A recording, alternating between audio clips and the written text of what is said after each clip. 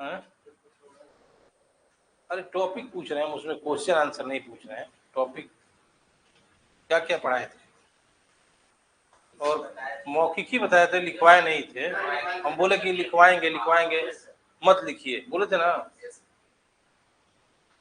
वो ज्यादातर प्रीलिम्स के लिए इम्पोर्टेंट था, उसमें जो आर्ट है ना, कला जो है ना, वो मेंस के लिए इम्पोर्टेंट था, जो हमने पढ़ाया था। ठीक है, अब जो भाग आएगा बिहार का, ये अब जो हम बता रहे हैं उसमें बहुत ध्यान दीजिएगा।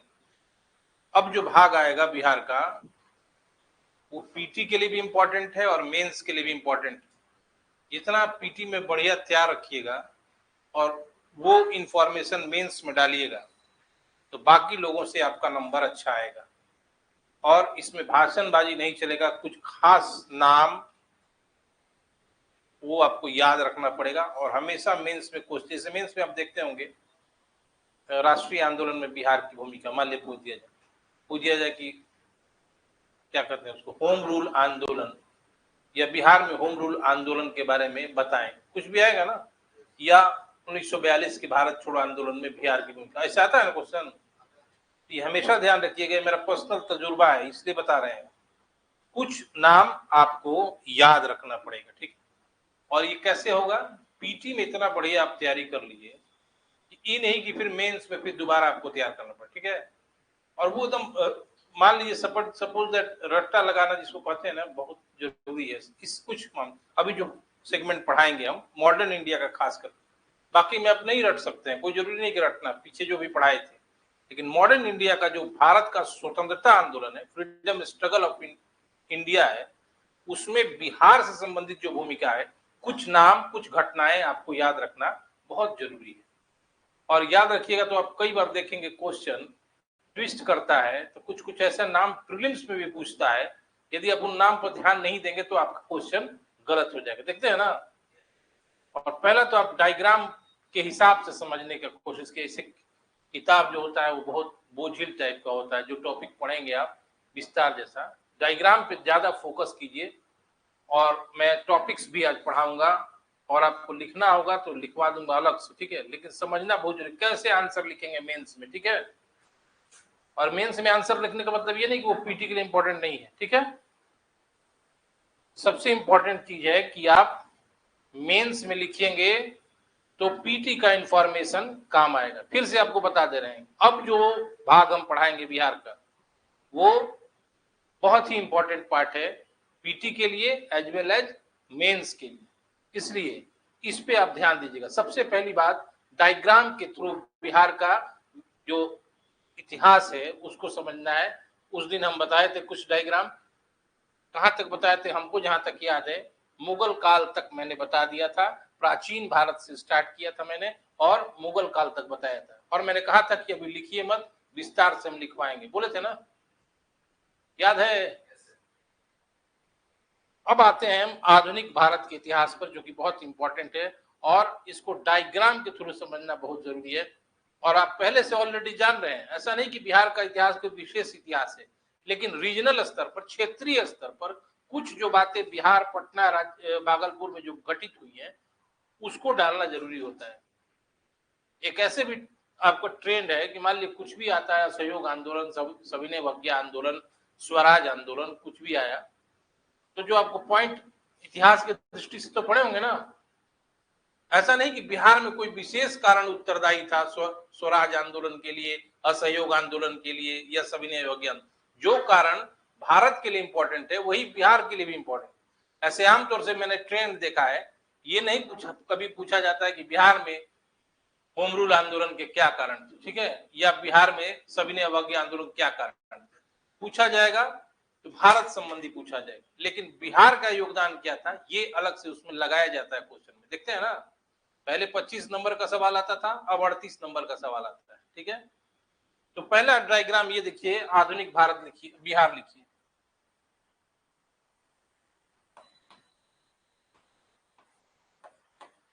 ये बात आप भी जानते हैं, लेकिन केवल इसको समझने की बात है।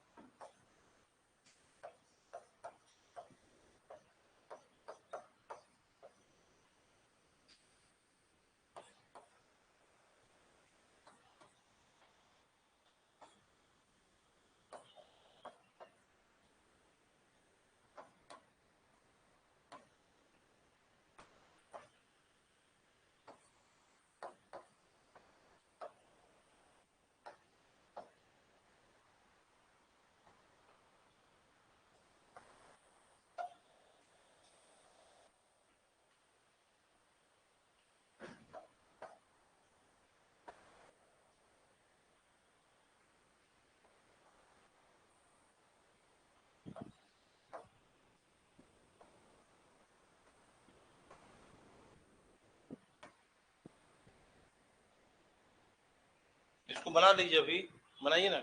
एक बात समझाना है इसमें, जब ऐसे ही बनाइएगा जैसे मैंने बनाया है।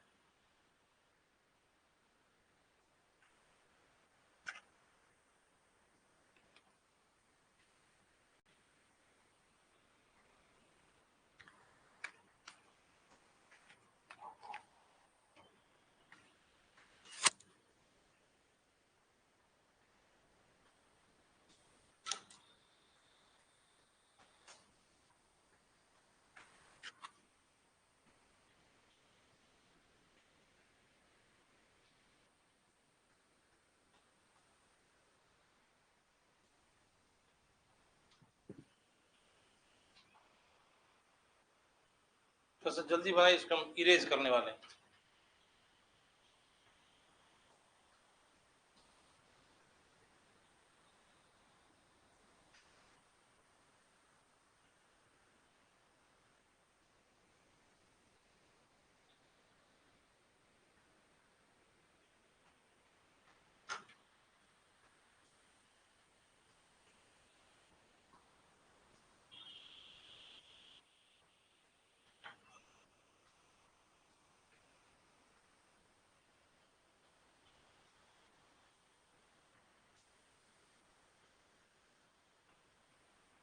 हो गया।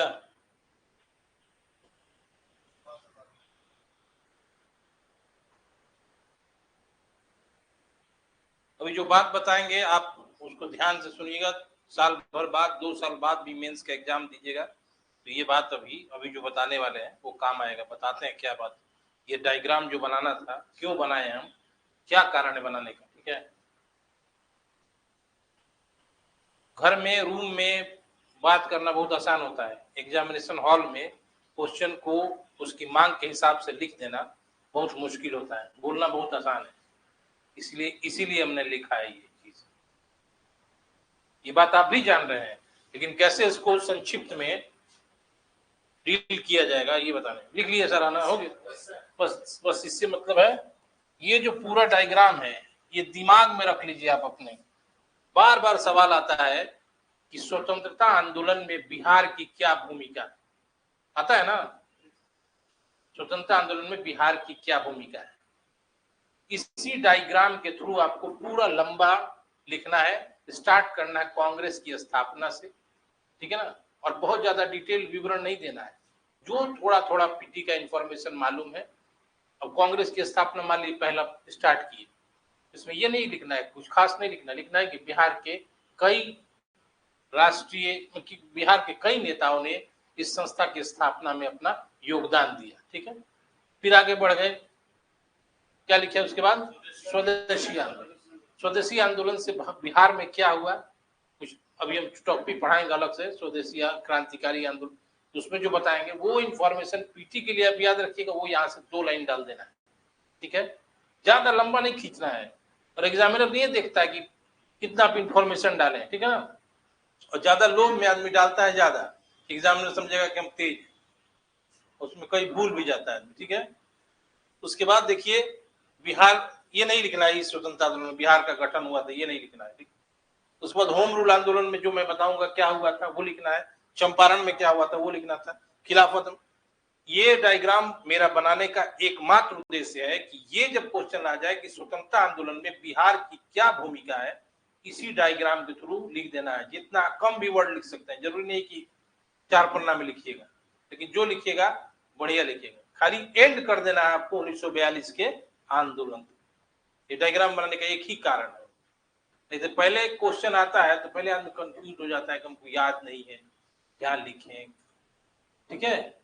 जो भारत का राष्ट्रीय आधुनिक भारत के इतिहास का जो विशेष सूची है, क्रम है, पहले कांग्रेस आया, फिर आया स्वदेशी आंदोलन, फिर आया, मतलब वो स्वदेशी आंदोलन मतलब बंगाल विभाजन, ठीक ना। उसके बाद आया होम रूल आंदोलन, फिर आया चंपारण। याद रहेगा ना ये दिमाग में, उसी को डील कर देना है कि बिहार की क्या भूमिका है। समझ रहे बात ना, ये वहां पढ़ा नहीं रहे हैं, ये पहला आपको एक पॉइंट बताए कि बिहार की क्या भूमिका, ऐसे ही लिखना है, ठीक है।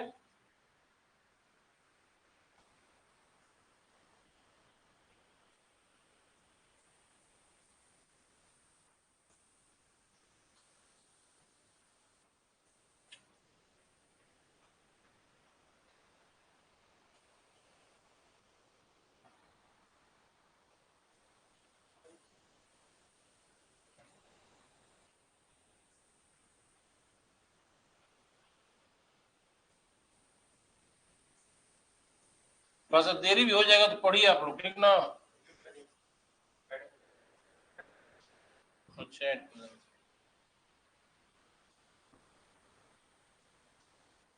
4 टॉपिक आज पढ़ाएंगे हम, ठीक है। पहला, बिहार राज्य का गठन। दूसरा, बिहार में क्रांतिकारी राष्ट्रीय आंदोलन। तीसरा, होम रूल आंदोलन। कोशिश रहेगा मेरा 4 टॉपिक पढ़ाने का। और चौथा टॉपिक है चंपारण सत्याग्रह, ठीक है। इसमें बहुत ज्यादा इंफॉर्मेशन पीटी का भी होगा और मेंस में भी यही लिखना है, ठीक है ना। पहला देखिए,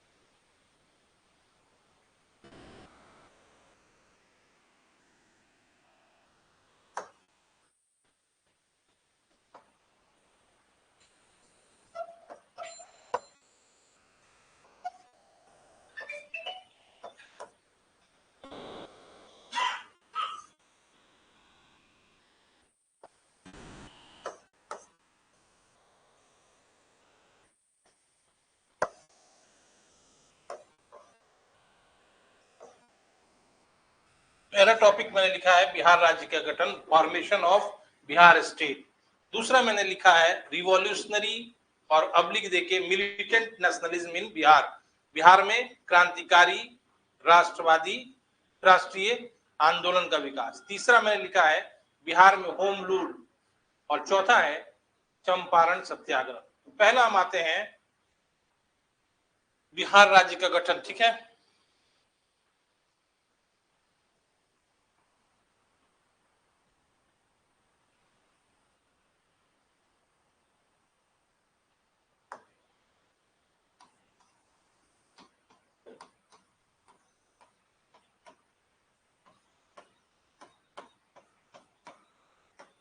कोशिश करिए लिखना है तो लिख भी सकते हैं। इसको डेट वाइज आपको हम बता रहे हैं, डेट वाइज। और जब डेट वाइज याद रखिएगा तो पूरा मेंस का आंसर लिख देंगे आप, ठीक है।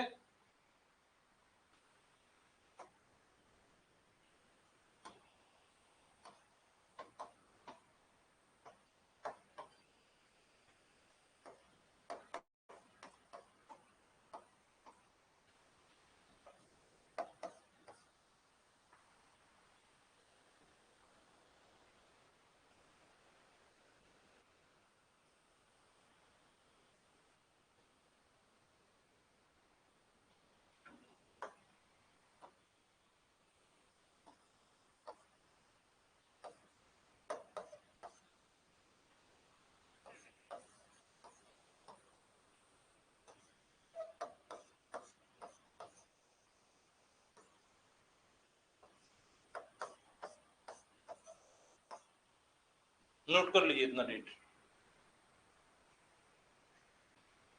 इधर लिख दें, समझ आएगा ना। इधर 6 के बाद 7 8।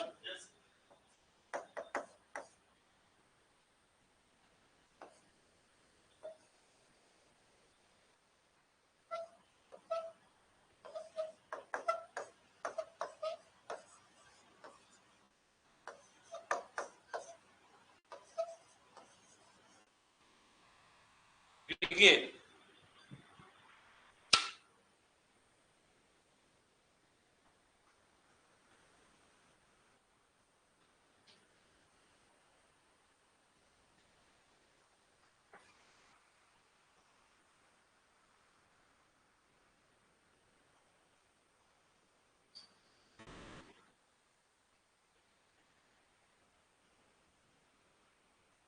एकदम ध्यान से अभी आप कोशिश कीजिएगा कि याद कर लीजिए, क्योंकि इसीलिए मैंने डेट लिखा है कि हम बोल के भाषण दे के चले जाएंगे तो आपको याद नहीं रहेगा, आपकी जगह हम भी रहेंगे तो मुझे याद नहीं रहेगा। लेकिन इस तरह से अगर लिखेंगे आप, पूरा मेंस का आंसर लिख देंगे आप, तो पीटी का भी इनमें इंफॉर्मेशन है। ठीक है, हो गया ना। पहला डेट मैंने क्या लिखा है, लेकिन उसके पहले एक बैकग्राउंड है, पृष्ठभूमि है कि आखिर बिहार राज्य के निर्माण के लिए कौन से कारक उत्तरदायी थे। सबसे पहली बात, आप जानते हैं जैसा कि मुगल काल के उत्तरवर्ती काल में भी, या लेटर मुगल पीरियड में भी, या खुद मुगल काल में भी बिहार का कोई निजी अस्तित्व नहीं था, बल्कि ये बंगाल का हिस्सा था। और पहला मुगल शासक जिसने बिहार को एक सेपरेट एग्जिस्टेंस, पृथक अस्तित्व दिया एज ए प्रोविंस, राज्य के तौर पे, वह अकबर था। Akbar made Bihar as a state in 1580। 1580 में अकबर ने बिहार को एक अलग सूबा बनाया। लेकिन during the period of decline of Mughals, जब मुगल साम्राज्य का पतन हो रहा था, तो फिर से the separate existence of Bihar was abolished and it was totally occupied by the prominence of Bengal। यानी उत्तरवर्ती मुगल काल में जब मुगल लोग का पतन हो रहा था, तो बिहार का निजी अस्तित्व, यानी राज्य के तौर पे जो निजी अस्तित्व था, वह समाप्त हो गया। और मुर्शीद कुली खान, अली वर्दी खान के दौरान बिहार फिर से बंगाल के नवाबों के अधीन हो गया। ठीक है, फिर आगे का घटना देखेंगे तो फिर बंगाल और बिहार की दीवानी 1765, शाह आलम द्वितीय ने अंग्रेजों को बंगाल की दीवानी प्रदान कर दी थी। दीवानी का मतलब होता है भू राजस्व वसूलने का अधिकार, और ये 1765 में शाह आलम द्वितीय ने दे दिया अंग्रेजों को। फिर बंगाल का ही प्रोमिनेंस था, प्रमुखता थी, और बिहार का कोई निजी एग्जिस्टेंस नहीं था। बिहार केवल इसलिए क्योंकि यहाँ पे शोरा व्यापार का केंद्र था। डच अंग्रेज शोरा के व्यापार के लिए पटना वगैरह आते थे। ठीक है, पुर्तगाली भी आए थे। आगे चलकर इसी बंगाली डोमिनेंस के कारण बिहार का जो पढ़ा लिखा तबका था, वो उपेक्षित, इग्नोर्ड महसूस करने लगा। क्योंकि इसके पहले आप मॉडर्न इंडिया में जानते होंगे कि पाश्चात्य शिक्षा का विकास हुआ था ना। अंग्रेजी भाषा में शिक्षा देने की शुरुआत 1813 में की गई थी। ठीक है, अंग्रेजी भाषा में शिक्षा देने की शुरुआत नहीं की गई थी, बल्कि 1813 में पहली बार शिक्षा के विकास के लिए 1 लाख रुपए का प्रावधान किया गया। ठीक है, फिर 1833 के चार्टर्ड एक्ट में, और फिर मैकाले मिन्यूट के द्वारा भारत में अंग्रेजी माध्यम के द्वारा शिक्षा की शुरुआत की गई। इससे फायदा क्या हुआ कि भारत के जो यूथ क्लास के लोग थे, युवा वर्ग के लोग थे, वो अंग्रेजी पढ़ लिख गए और उन्हें पाश्चात्य विचारों से रूबरू होने का मौका मिल गया। जैसे वो भी जान गए कि स्वतंत्रता क्या है, उदारता क्या है, मानवता क्या है, ये सब पाश्चात्य दर्शन के विचारकों के द्वारा बताया गया था।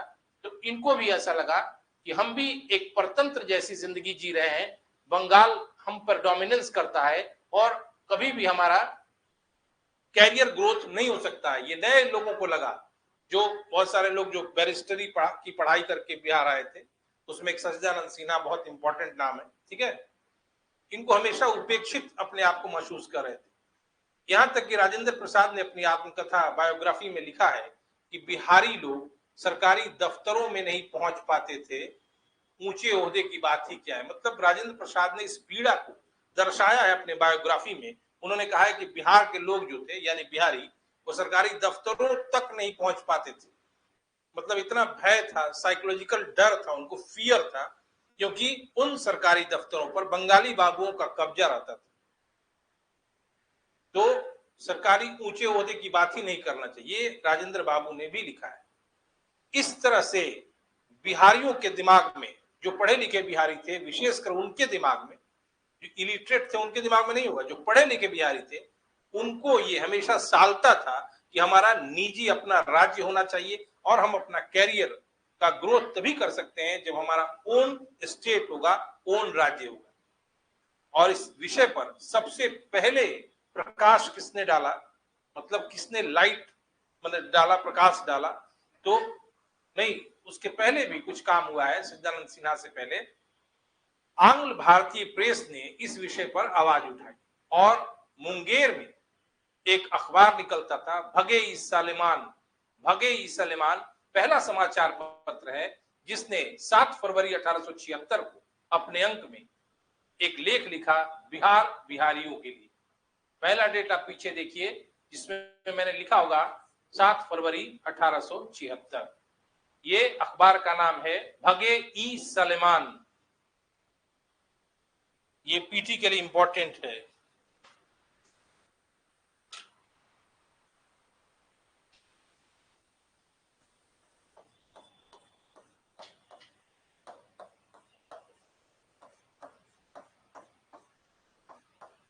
ये मुंगेर से प्रकाशित होता था। 7 फरवरी 1876 के अपने अंक में इसने बिहार बिहारियों के लिए नारा दिया था। इसके जस्ट बाद 1904 ईस्वी में हिंदुस्तान रिव्यू में डॉक्टर सच्चिदानंद सिन्हा ने एक लेख लिखा। उसमें क्या लिखा उन्होंने? Partition of the lower provinces and alternative proposal. इसी शीर्षक से हिंदुस्तान रिव्यू पेपर में डॉक्टर सच्चिदानंद सिन्हा ने एक लेख लिखा।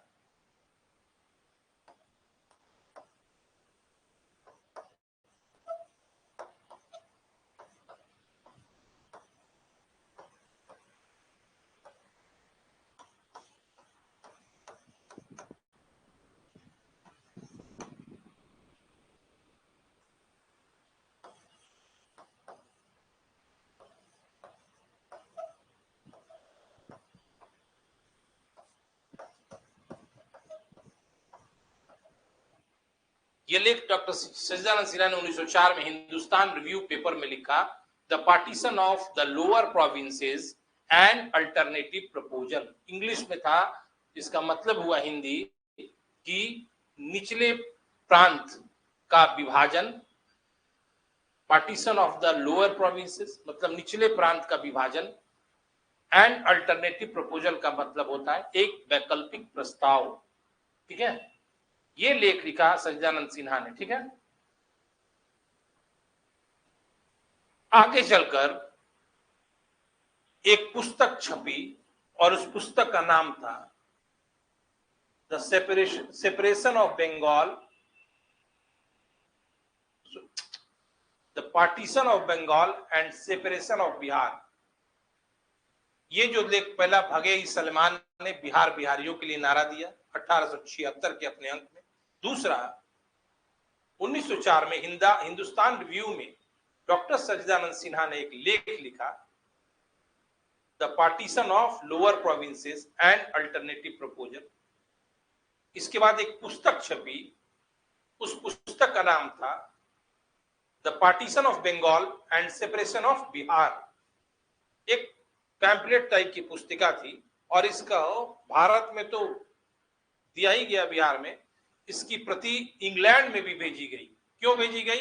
क्योंकि हमारा सरकार जो था वो इंग्लैंड से शासित था, इंग्लैंड से निर्देशित था। तो इंग्लैंड में जनमत बनाने के लिए कि बिहार को एक प्रांत बनाना जरूरी है, इसके लिए ये पुस्तिका को भेजा गया ब्रिटेन।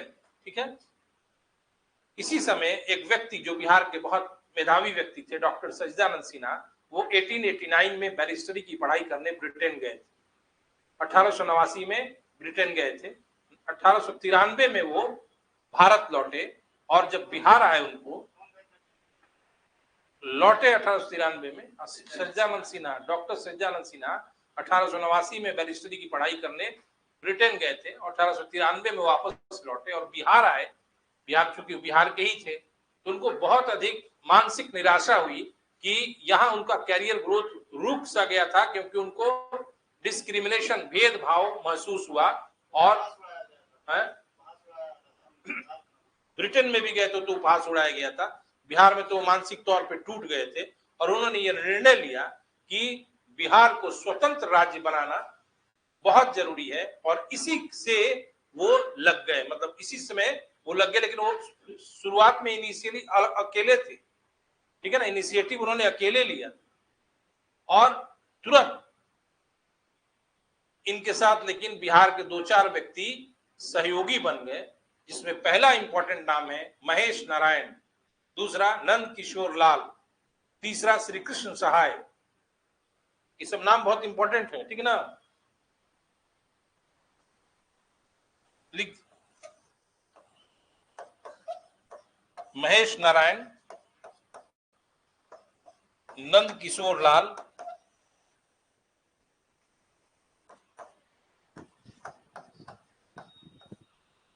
कृष्ण सहाय। इन 3 व्यक्तियों ने सच्चिदानंद सिन्हा का समर्थन किया और कहा कि हम आपके मुहिम में आपके साथ हैं और पृथक बिहार प्रांत का गठन करा के ही हम दम लेंगे। और इन चारों ने मिलकर 1894 से एक अखबार बिहार टाइम्स का प्रकाशन शुरू कर दिया।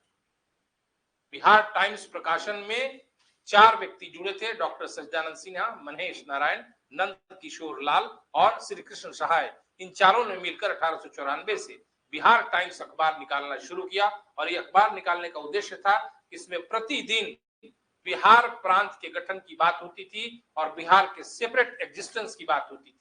ऐसा इसलिए किया गया कि अखबार के द्वारा गांव में, कस्बे में लोगों में ये जागृति फैलाई जा रही थी कि बंगाल के साथ बिहार जुड़ा है और इसका कैरियर ग्रोथ रुक गया है, इसका स्वतंत्र अस्तित्व बहुत जरूरी है, ठीक है।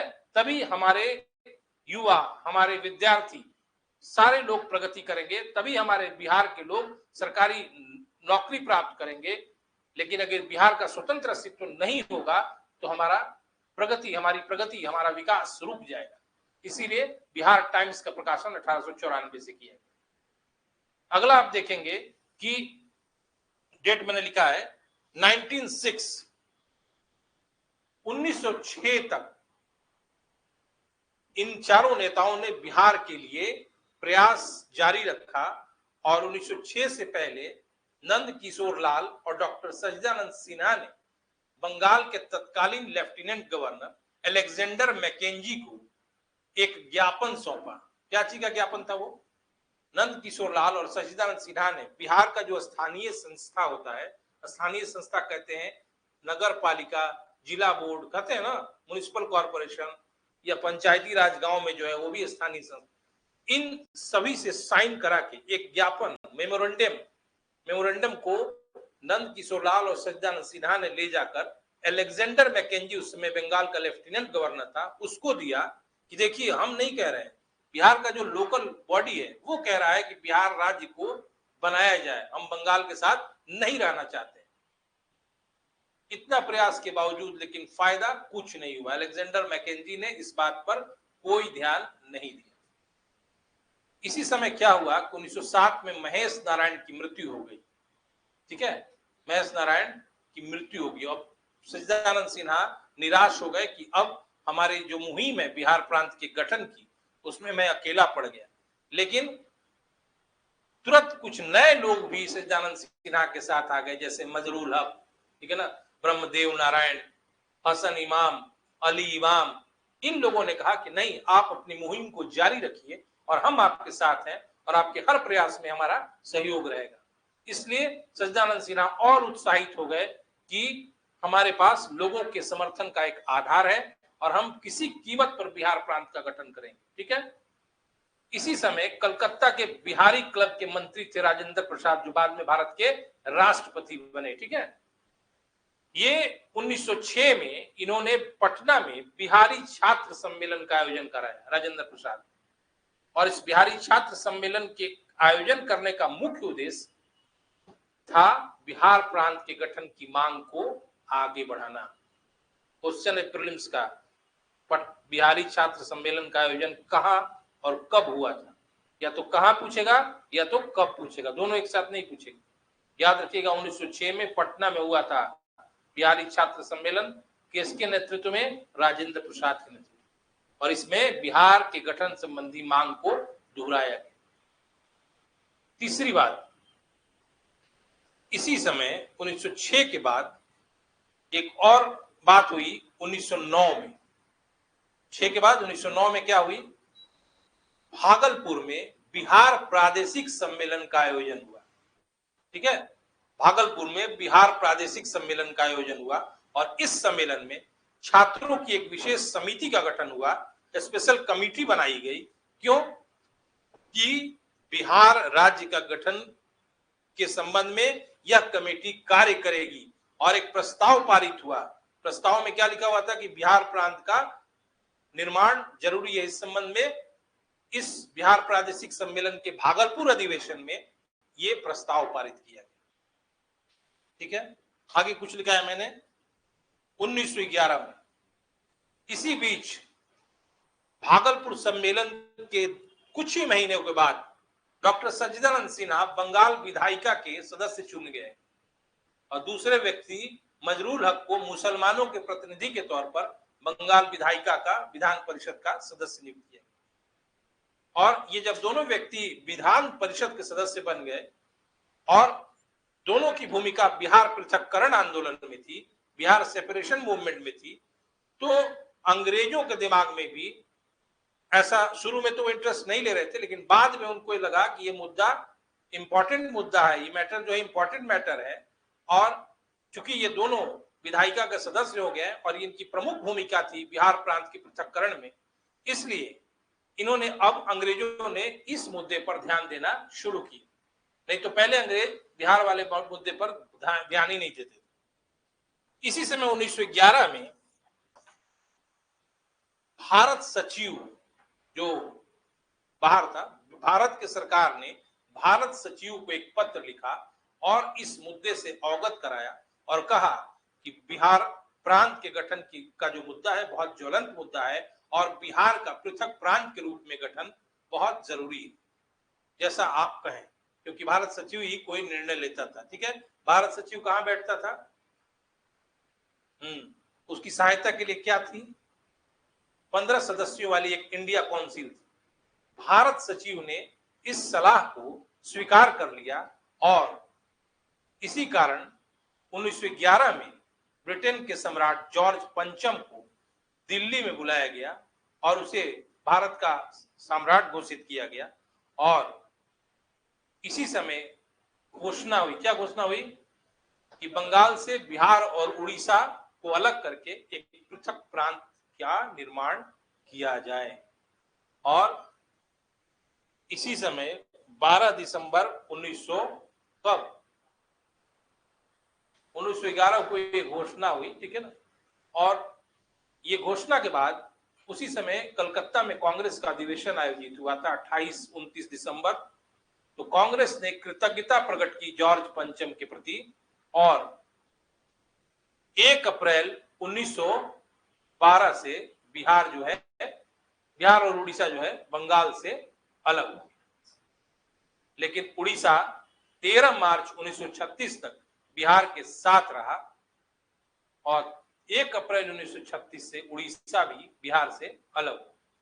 जैसे ही बिहार राज्य के गठन की घोषणा हुई, एक प्रीलिम्स से रिलेटेड क्वेश्चन है, तो चार्ल्स स्टुअर्ट बेली को इसका प्रथम लेफ्टिनेंट गवर्नर बनाया गया। चार्ल्स स्टुअर्ट बेली को, ठीक है ना। और जब बन गया तो लेफ्टिनेंट गवर्नर के कार्यों में सहायता देने के लिए एक एग्जीक्यूटिव काउंसिल भी हुआ होगा। एग्जीक्यूटिव काउंसिल क्या था? एक तरह से वो विधायिका थी। कभी क्वेश्चन आ जाए कि पहला विधायिका बैठक बिहार में कब हुआ, तो क्या लेंगे आंसर? 13 जनवरी 1920। पहला विधायिका का बैठक बिहार में 13 जनवरी 1920 बांकीपुर में हुआ था। ठीक है ना। और भवन चूंकि सेपरेट नहीं था विधायिका का, तो भवन का निर्माण शुरू हो गया और 1920 में विधायिका का भवन बन गया। यहां तक समझ गया? ये भी जान गए कि 1 अप्रैल 1936 से उड़ीसा अलग हो गया। ठीक है। फिर आगे चलकर 1956 में राज्य पुनर्गठन आयोग का गठन किया गया, जिसमें भाषाई आधार पर राज्यों के पुनर्गठन की बात थी। और इस कारण से पूर्णिया जिले का कुछ हिस्सा और पुरुलिया जिला ये बिहार से कटकर बंगाल में चला गया। फिर एक और चेंज आया जब 15 नवंबर 2000 ईस्वी को झारखंड बिहार से अलग हो गया और भारत का 28वां राज्य बना। बस इतना काफी है बिहार के सेपरेट फॉर्मेशन के लिए, मेंस पीटी दोनों के लिए। ये डेट नोट करिए, कर लिया ना? कुछ पूछना इसमें तो आप पूछ सकते हैं, कुछ भी पूछना हो पूछ सकते हैं, लेकिन हमेशा डेट वाइज याद रखिए कोई चीज, ठीक है? तो कहानी ये सब याद रखिएगा तो दिमाग में याद नहीं रहता, दिमाग कंप्यूटर नहीं है, ठीक है? डेट याद हो सकता है आपको, इस साल इस समय ये हुआ था, इस समय ऐसे हुआ, ठीक है?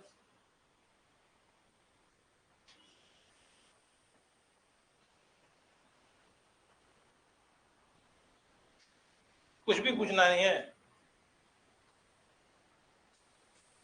पूछिए, कुछ पूछना हो।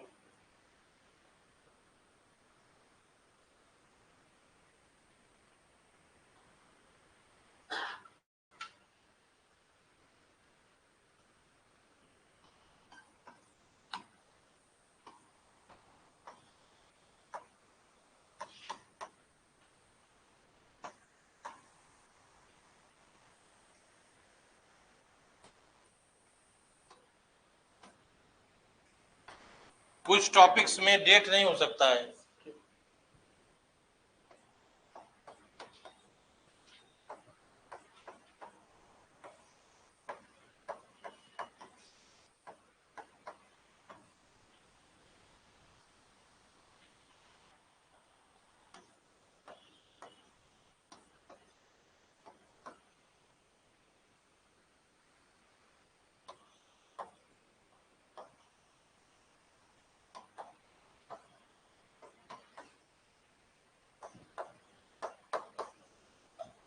अब आइए बिहार में क्रांतिकारी राष्ट्रीय आंदोलन। सबसे पहले आप जानिए क्रांतिकारी राष्ट्रवाद और संवैधानिक राष्ट्रवाद में क्या अंतर है, क्योंकि आप पहले से जानते हैं कि after the establishment of Indian national Congress, the initial phase of Congress is called, क्या कहलाता है? हाँ, राष्ट्रवाद या फिर लिबरल पॉलिसी ऑफ, उदारवादी, ठीक है? उदारवादी भी कहते हैं आप, ठीक है? And 1885 to 1905 was considered as a period of liberal activist, मतलब नरमपंथी कार्यकर्ताओं का यह दौर था। यानी 1885 से 1905 तक कांग्रेस पर नरमपंथी या संवैधानिक राष्ट्रवादियों का कब्जा था। लेकिन 1905 के बाद भारत में रिवॉल्यूशनरी मिलिटेंट, जिसको कहा जाता है, यानी क्रांतिकारी राष्ट्रवादियों का कांग्रेस पर प्रभाव स्थापित हो गया, जिसके प्रमुख प्रतिनिधि लाल बाल पाल थे।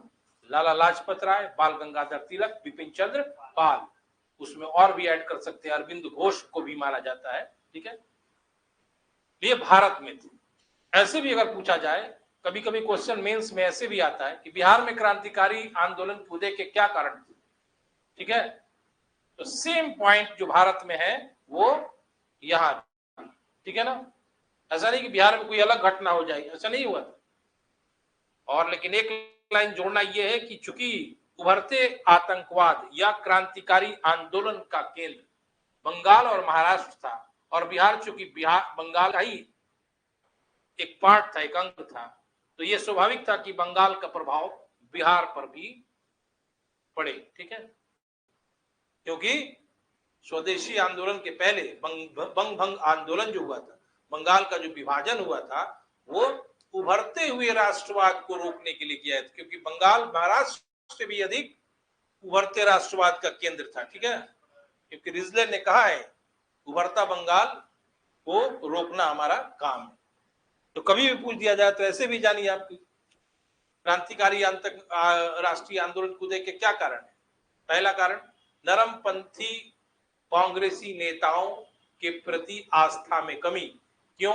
क्योंकि ऐसे राष्ट्रवादी मानते थे कि नरमपंथी कांग्रेसी नेताओं ने भिक्षावृत्ति की राजनीति की है।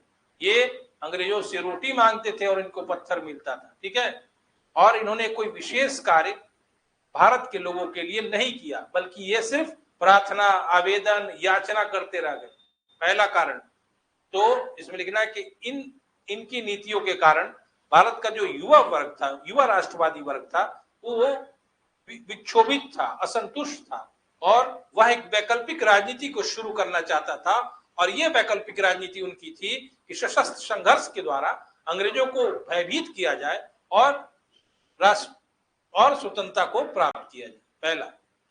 दूसरी बात, अब तक भारत का युवा वर्ग शिक्षित हो गया था क्योंकि अंग्रेजी शिक्षा माध्यम के तौर पर स्थापित हो गई थी। ये नए पढ़े लिखे युवा वर्ग पाश्चात्य घटनाओं से हमेशा रूबरू रहते थे। बाहर का जो भी आंदोलन या स्पेन में घटित हो या कहीं घटित हो, तो उन आंदोलनों से यह युवा वर्ग जो था काफी प्रभावित था। जैसे एक इंपॉर्टेंट घटना है 1905 में रूस की पराजय जापान के द्वारा, इससे भी भारत का युवा वर्ग काफी प्रभावित हुआ कि जापान जैसे छोटे देश ने रूस जैसे विशाल महाशक्ति को हरा दिया जो जार के अधीन शासित था, तो हम क्यों नहीं अंग्रेजों को हरा सकते हैं। ठीक है। तीसरी बात, अंग्रेजों की दमन नीति के कारण भी युवा राष्ट्रवादी इससे खफा थे और इसी वैकल्पिक राजनीति के द्वारा स्वतंत्रता को प्राप्त करना चाहते। चौथी बात, लिटन और कर्जन जैसे प्रतिक्रियावादी वायसरायों के कारण यह भारत का युवा वर्ग था वो काफी असंतुष्ट था और मौके की तलाश में। ठीक है। इन सब पॉइंट्स को आप देने के बाद बंगाल विभाजन को भी देंगे कि बंगाल के विभाजन ने भी आग में घी का कार्य किया। ठीक है। ये सारा पॉइंट जो है यूनिवर्सल पॉइंट, बिहार के लिए कोई अलग से पॉइंट नहीं होता है। पूछने वाला ढंग ऐसे पूछता है ना कि उस समय फॉर टाइम बीइंग स्टूडेंट को लगता है कि बिहार का कुछ स्पेशल कारण क्या है, स्पेशल कोई कारण नहीं। ठीक है। अरे ये जरूर जोड़ना है कि बंगाल चूंकि बिहार का ही एक साथ थे इसलिए, और भारत में उस समय क्रांतिकारी राष्ट्रवाद सबसे अधिक बंगाल से, उसके बाद महाराष्ट्र का हाथ। ठीक है। तो आते हैं हम लोग बिहार में क्रांतिकारी आतंकवाद। ऐसा नहीं कि स्वदेशी आंदोलन से ही बिहार में क्रांतिकारी आंदोलन की शुरुआत हुई, ऐसा नहीं था। या बंग भंग आंदोलन से ही बिहार में क्रांतिकारी आतंकवाद की शुरुआत हुई, ऐसा नहीं था। क्योंकि बिहार में इसके पहले ही कुछ ऐसे लोग सक्रिय थे जिन्होंने क्रांतिकारी राष्ट्रीय आंदोलन के प्रसार के लिए कार्य किया था। ये लोग गांव-गांव कस्बे में जाकर इस क्रांतिकारी राष्ट्रीय आंदोलन को प्रचारित करते थे, लोगों को बताते थे कि अंग्रेज तभी हटेंगे, हम स्वतंत्र तभी होंगे जब हम कोई हिंसक कार्रवाई करेंगे। ऐसे लोगों में बहुत इंपॉर्टेंट नाम है प्रीलिम्स के लिए भी, Indranath Nandi. Who is Indranath Nandi? He was the first person in Bihar who started a militant activism in rural area as well as urban area. ठीक है ना। इंद्रनाथ नंदी कौन है? ये बिहार के पहले ऐसे व्यक्ति हैं जिन्होंने बिहार के कस्बों और शहरों में क्रांतिकारी राष्ट्रीय आंदोलन के बारे में प्रसार किया। और इनके साथ एक जुड़ा हुआ तथ्य है कि मैजिक लालटेन ये लेके चलते थे। मैजिक लालटेन का मतलब होता है, एक प्रतीक के तौर पर कहा जाता है, मैजिक लालटेन के द्वारा गांव-गांव कस्बों में क्रांतिकारी राष्ट्रीयता का बिहार में प्रसार किया इंद्रनाथ नंदी ने। इन्होंने बाद में, इंद्रनाथ नंदी ने बिहार के ही एक पुराने विघटित क्रांतिकारी दल, ऐसा नहीं इससे पहले भी बिहार में एक बार क्रांतिकारी प्रयास हुआ था लेकिन वो असफल हो गया, और इस पुराने विघटित मतलब खत्म हो गए राजनीतिक क्रांतिकारी दल।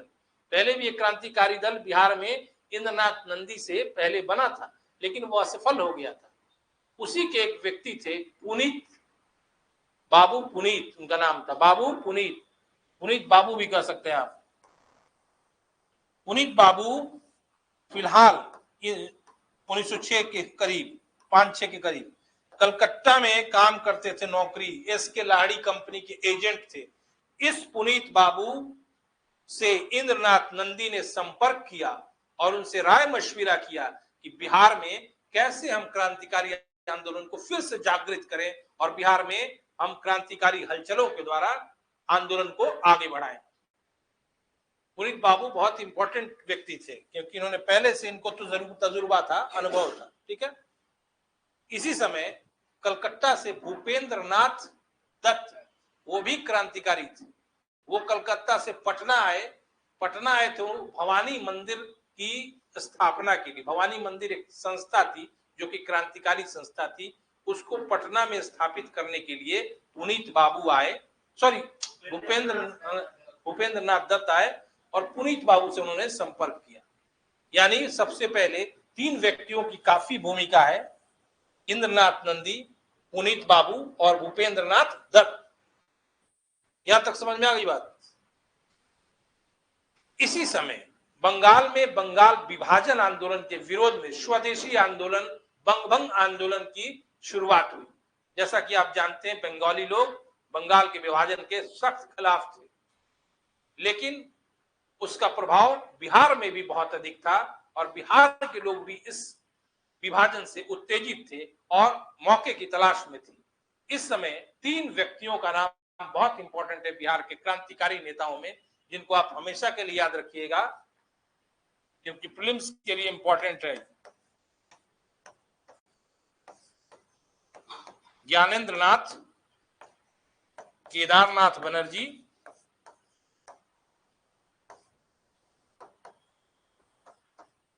और बाबाजी ठाकुरदास।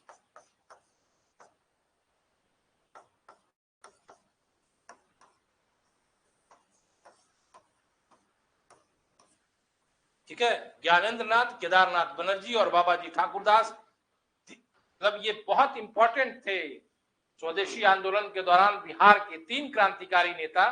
पहला ज्ञानेंद्र नाथ और दूसरा केदारनाथ बनर्जी और तीसरे बाबाजी ठाकुरदास। बाबाजी ठाकुरदास का बहुत बड़ा योगदान ये है कि इन्होंने 1906 और 1907 में पटना में रामकृष्ण सोसाइटी की स्थापना की। पटना में रामकृष्ण सोसाइटी की स्थापना करने वाले 1906-07 में बाबाजी ठाकुरदास हैं। और फिर बाबाजी ने 1906-07 में ही एक अखबार द मदरलैंड का प्रकाशन किया। अखबार का नाम था द मदरलैंड। ये अखबार क्रांतिकारी विचारों का प्रचार करती थी। समझ में आई बात। आगे चलकर आप तुरंत देखेंगे 1908, इसको भी हम डेट वाइज बना देंगे, बाद में आप पढ़ लीजिए, पहले कहिए कि डेट वाइज बता दीजिए सर, उससे आपको याद करने में आसान है। 1908 में मुजफ्फरपुर के जिला जज किंग्सफोर्ड की हत्या का प्रयास किया गया खुदीराम बोस और प्रफुल्ल चाकी के द्वारा, लेकिन प्रिंगले कैनेडी की वाइफ और उसकी पुत्री मर गई गलती से, क्योंकि उस गाड़ी में किंग्सफोर्ड नहीं था। किंग्सफोर्ड को मारने का कारण था, ये पहले कलकत्ता प्रेसिडेंसी का न्यायाधीश था और उसने कई भारतीय युवाओं को कठोर दंड प्रदान किए थे। ठीक है, लेकिन जब बम से मारे गए तो उसके बाद दोनों प्रफुल्ल चाकी और खुदीराम बोस समस्तीपुर की तरफ भाग चले और समस्तीपुर जाते समय पूसा रोड स्टेशन पर खुदीराम बोस को 2 भारतीय सिपाहियों ने गिरफ्तार कर लिया, क्योंकि वो आराम से एक हलवाई की दुकान से मूढ़ी खरीद के खा रहे थे कुएं के पास, बस उसी में पकड़ लिया। ठीक है ना। और प्रफुल्ल चाकी रेलवे लाइन के सहारे समस्तीपुर की तरफ चले गए और वहां पे एक त्रिगुण चरण रेलवे कर्मचारी था, त्रिगुण चरण ने उनको आश्रय दिया 1 दिन के लिए। फिर इतने डरे हुए थे प्रफुल्ल चाकी कि वहां से वो मोकामा जाने वाले ट्रेन में बैठ गए और रास्ते में नंदलाल बनर्जी एक दरोगा था, उससे उनको उसने देख लिया और प्रफुल्ल चाकी ने खुद से रिवॉल्वर निकालकर अपने आप को गोली मार दी। उसके 2-4 महीने बाद ही नंदलाल बनर्जी की कलकत्ता में भारतीय युवा ने हत्या कर दी। ठीक है, खुदीराम बोस पर एक कर्नाटक जज के न्यायालय में ट्रायल चला 8 जून से लेके 9 जून 1908 से 13 जून 1908। मुजफ्फरपुर के कालिदास बसु वकील ने खुदीराम बोस की पैरवी की थी। वकील का नाम कालिदास बसु था। ठीक है, मुजफ्फरपुर। लेकिन अंततः खुदीराम बोस को फांसी की सजा दे दी। ठीक है ना। लेकिन इस घटना से बिहार में क्रांतिकारी आतंकवादी आंदोलन में उबाल आ गया। ठीक है, क्योंकि इनकी शहादत ने नए युवाओं को प्रेरित किया कि क्रांतिकारी उपायों के द्वारा ब्रिटिश सत्ता को उखाड़ फेंकना है और अपनी स्वयं की सरकार, स्वतंत्र सरकार बना लेनी है, मतलब प्रेरणा के तौर पर। ठीक है, उसके बाद देखिए इस घटना के बाद ये जो घटना हुआ मुजफ्फरपुर के बाद, अगला क्या होता है मुजफ्फरपुर के बाद, और कौन सा घटना होता है? आपको मैंने डायग्राम बताया था, नहीं बताते आपको, फिर से सुनिए। ये जब हो गया उसके बाद मुजफ्फरपुर किंग्स कोर्ट की हत्या का प्रयास हुआ। उसके बाद फिर से बिहार में ही क्रांतिकारी आतंकवादी गतिविधियां शुरू हो गई। कैसे हो गई? ये जो मुजफ्फरपुर किंग्स कोर्ट का जो घटना हुआ था, इसी पर एक, उसका नाम था श्याम नंदन व्यक्ति था, एक युवा था, वो इलाहाबाद से, उसने एक स्वराज अखबार निकालता था, उस पर उसने मुजफ्फरपुर वाले हत्याकांड पर एक निबंध लिखा।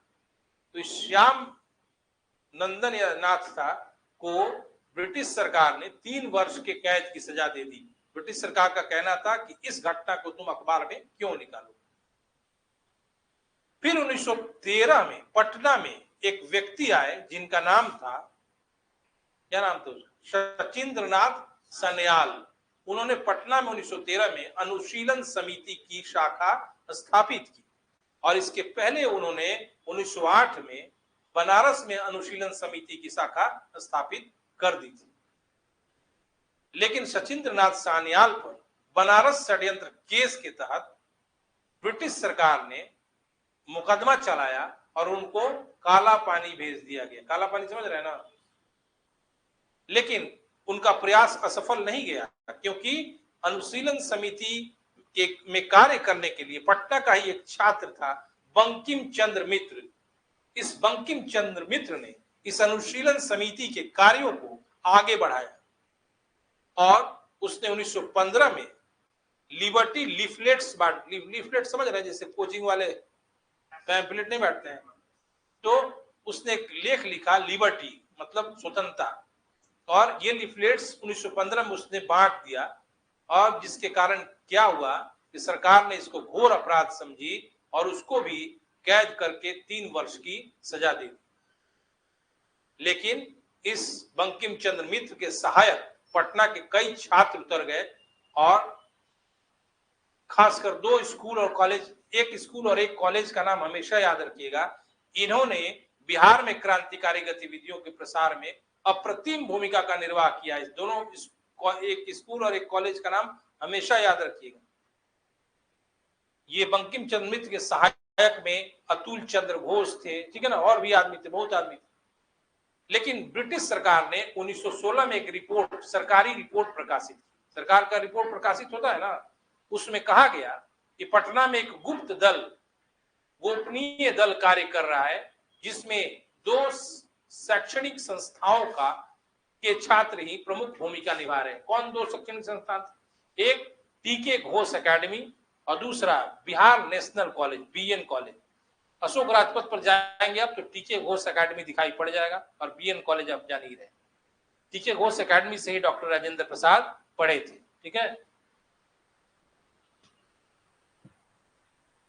1916 में ब्रिटिश सरकार ने बिहार से संबंधित एक सरकारी रिपोर्ट प्रकाशित की, जिसमें कहा गया कि पटना में एक गुप्त क्रांतिकारी दल कार्य कर रहा है, जिसमें 2 शिक्षा संस्थाओं के स्टूडेंट प्रमुख भूमिका निभा रहे हैं।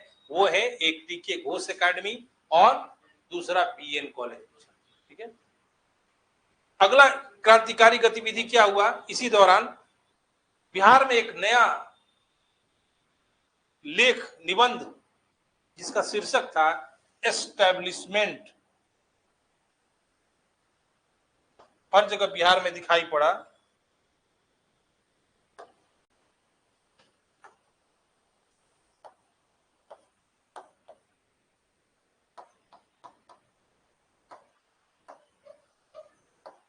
यही शीर्षक था, एस्टैब्लिशमेंट।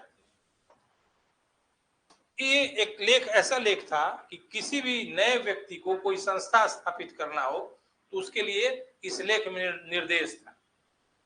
इससे ब्रिटिश सरकार यही समझती थी और ठीक समझती थी कि लग रहा है कि नए नए क्रांतिकारी संस्था स्थापित करने के लिए इनडायरेक्ट रूप से लेख दिया जाएगा, जो इसको पढ़े वो कैसे स्थापित करेगा जान ले। यानी ये क्रांतिकारी विचारों का प्रचार कर दिया। दूसरा एक और मिला, एक कलकत्ता से डाक आया बिहार में, और आरा के एक आदमी जो कि मुख्तार था, मुख्तार समझते हैं, कातिब जो कोर्ट में होता है, कातिब नहीं, मुख्तार जो नहीं होता है, कोर्ट कचहरी में होता है मुख्तार, एक तरह से हमको लगता है मुंशी को कहा जाता है वो मुख्तार, मुंशी। उसमें लिखा हुआ था, डाक जब खोला गया तो उसमें लिखा हुआ था मैसेज ऑफ साल्वेशन, मुक्ति की का संदेश। ठीक है, ये कलकत्ता से डाक आया और आरा के शमसूल जोहा नाम था, शमसूल जोहा मुख्तार थे, इनकी नाम भेजा गया था।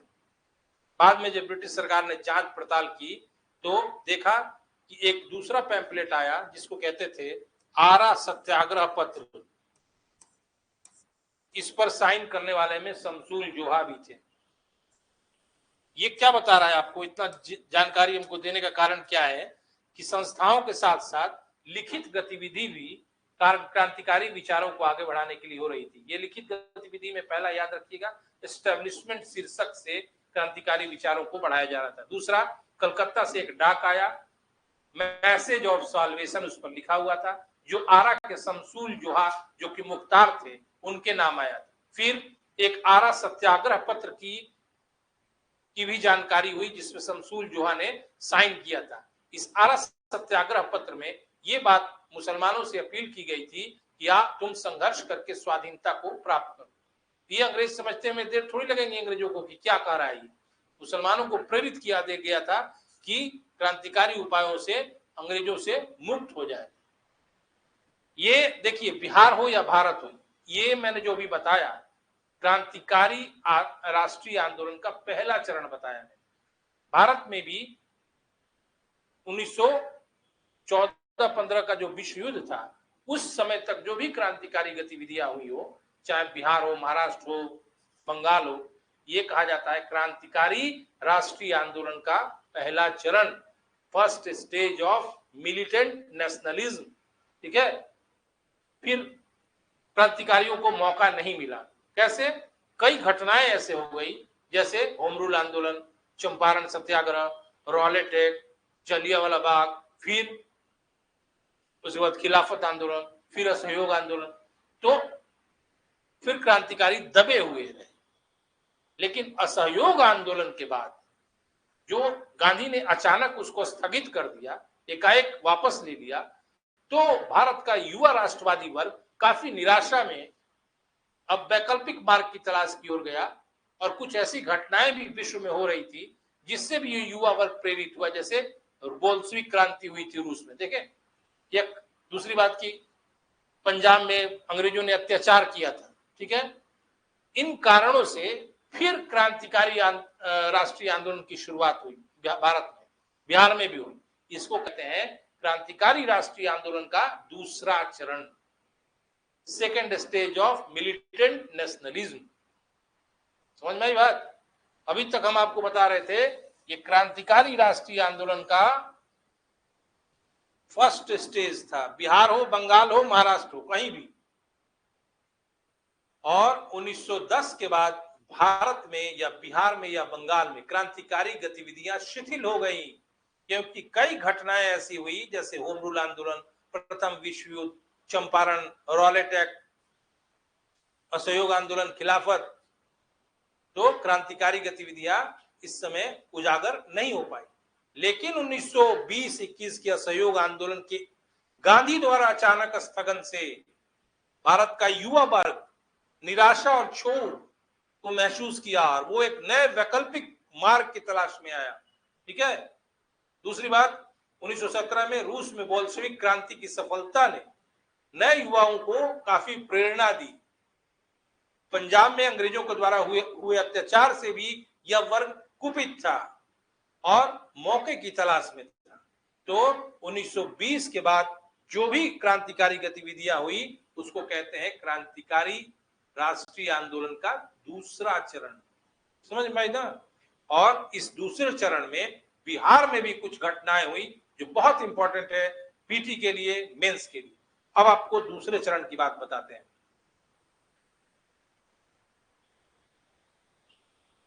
दूसरे चरण में क्या हुआ?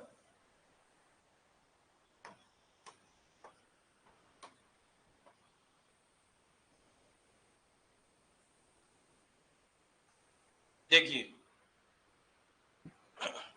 इस दूसरे चरण में गुप्त रूप से क्रांतिकारी गतिविधियां होती रही, लेकिन इसमें कोई डेट नहीं है, मैंने पेज बताया आपको, ठीक है। सबसे पहले इस गतिविधि में आपको बता दें हम आपको, वो क्रांतिकारी गतिविधि नहीं है, लेकिन 1922 में गया में कांग्रेस का कौन सा अधिवेशन हुआ था? नंबर बताना है। हाँ, 38वां, जिसमें CR दास ने विधायिका प्रवेश की वकालत की और कांग्रेस ने इस विचार को स्वीकारा नहीं, जिसके कारण उन्होंने एक पृथक पार्टी की स्थापना की, जिसको कहते हैं कांग्रेस खिलाफत स्वराज पार्टी या सिर्फ स्वराज पार्टी कहते हैं। इस पार्टी ने राजनीतिक हलचल को, राजनीतिक गतिविधियों को उस शांत वातावरण में, जब गांधी ने असहयोग आंदोलन को स्थगित कर दिया था और सब कुछ शांत हो गया था, उस शांति की अवस्था में भी भारत में राष्ट्रीय जागरण, राष्ट्रीय हलचलों को बरकरार रखा। इसलिए स्वराज पार्टी का योगदान माना जाता है। भले उन्होंने विधायिका में प्रवेश किया, लेकिन प्रवेश के बाद उन्होंने अंग्रेजों के कई ऐसे कार्यों का विरोध किया जिससे भारत में राष्ट्रीयता का प्रवाह होते रहा, इसलिए उनका योगदान व्यर्थ नहीं गया था।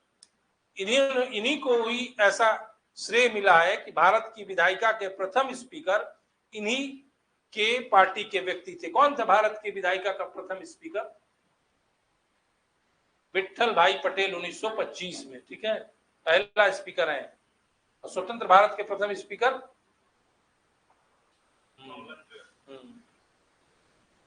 इसी दौरान बिहार में पटना में साइमन आयोग का भी विरोध किया गया। जैसे दूसरे क्षेत्रों में भारत के साइमन कमीशन का विरोध किया गया, वैसे पटना में भी साइमन गो बैक के नारे लगे और छात्रों ने इसमें शिरकत की और बड़े नेताओं ने छात्रों को नियंत्रण में रखते हुए एक शांतिपूर्ण आंदोलन को अंजाम दिया।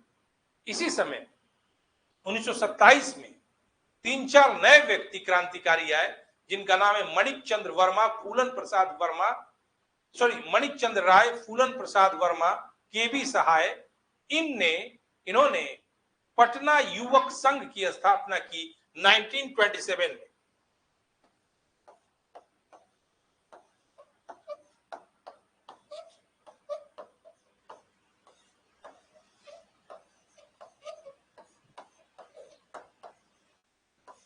इसमें नाम क्या था? माणिक चंद्र राय, फूलन प्रसाद वर्मा, केबी सहाय और एक और व्यक्ति थे, लेकिन 3 ही याद रखिएगा, ठीक है।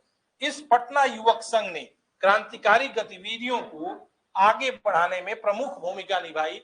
जैसे पहले के क्रांतिकारी थे, वैसे इस पटना युवक संघ के जो नेता थे, इन्होंने बिहार में क्रांतिकारी गतिविधियों को जारी रखा। भले कोई इंपॉर्टेंट घटना का इन्होंने अंजाम नहीं दिया, लेकिन जो युवा थे बिहार के, जो लोग थे बिहार के, उनमें वैचारिक स्तर पर क्रांतिकारी उपायों से राष्ट्रीयता को प्राप्त करने के लिए विचारों का प्रचार प्रसार करते थे, ठीक है। इसलिए पटना युवक संघ 1927 में बहुत इंपॉर्टेंट एक ऑर्गेनाइजेशन है बिहार के क्रांतिकारी आंदोलन। आगे चलकर 1927 में एक और संस्था बनी जिसका नाम है पाटलिपुत्रा युवक संघ।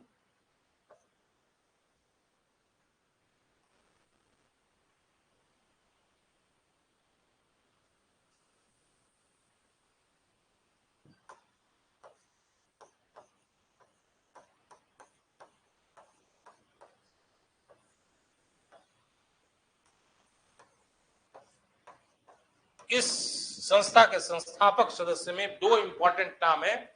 एक है राम वृक्ष बेनीपुरी, जो हिंदी साहित्य से संबंधित है, और अंबिका कांत सिंह। इन 2 व्यक्तियों ने 1929 में पाटलिपुत्र युवक संघ की स्थापना की। और इस संस्था का एक बहुत बड़ा योगदान क्या है? इन्होंने एक पत्रिका शुरुआत की, मासिक पत्रिका, जिसमें क्रांतिकारी विचारों का प्रचार प्रसार किया जाता था। वह पत्रिका का नाम था युवक।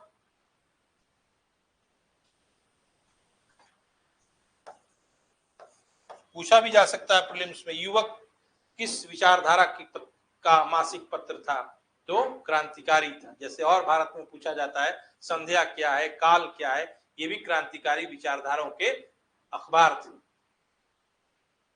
इस युवक ने बिहार में क्रांतिकारी विचारों का प्रचार प्रसार किया। ठीक है, अगली घटना बिहार में राजनीतिक डकैतियों वाली की गई है। राजनीतिक डकैती मतलब समझ रहे हैं, उसको कहा जाता था पॉलिटिकल डकैती। तो इन्होंने पहला चंपारण के मौलनिया में 1929 में पहली राजनीतिक डकैती बिहार के क्रांतिकारियों ने डाली। मौलनिया एक जगह है चंपारण का, वहां पे डकैती डाला बिहार के क्रांतिकारियों ने। फिर उसके बाद 1931 में इन्होंने हाजीपुर में एक मेल ट्रेन का खजाना लूट लिया। मेल ट्रेन का खजाना नहीं था, वो सरकारी खजाना था, मेल ट्रेन से जा रहा था और उस खजाने को इन्होंने लूट लिया। इसके अलावा गया में, पटना में कई घरों में जब ब्रिटिश अधिकारियों ने सर्च किया तो बम बनाने के कारखाने प्राप्त हुए। बीकना पहाड़ी में भी बम बनाने के कारखाने प्राप्त हुए। और इस तरह 1930-32 तक बिहार क्रांतिकारी गतिविधियों से हमेशा मतलब सक्रिय रहा। लेकिन 34 में सविनय अवज्ञा आंदोलन के स्थगन के बाद फिर से क्रांतिकारी गतिविधियां बिहार में थम सी गई और राष्ट्रीय आंदोलन का प्रवाह दूसरी दिशा में हो गया, क्योंकि राष्ट्रीय आंदोलन ने 1934 के बाद श्रमिकों और किसानों की मांगों को विशेष तवज्जो दिया और अपने घोषणा पत्र में उन मांगों को का प्रवेश दिया। और फिर बाद में बिहार में सरकार भी बन गई श्री कृष्ण सिंह के नेतृत्व। यहां तक कुछ भी पूछना हो तो आप पूछ सकते हैं, कुछ भी पूछना हो तो पूछिए, कुछ भी पूछना है। 2 टॉपिक मैंने पढ़ाया। पहला टॉपिक था क्या था? पहला टॉपिक कौन सा टॉपिक था? आवाज नहीं आ रही। अच्छा, क्या पहला टॉपिक पढ़ाए थे? बिहार स्पेशल टॉपिक पढ़ाए थे। हाँ, और दूसरा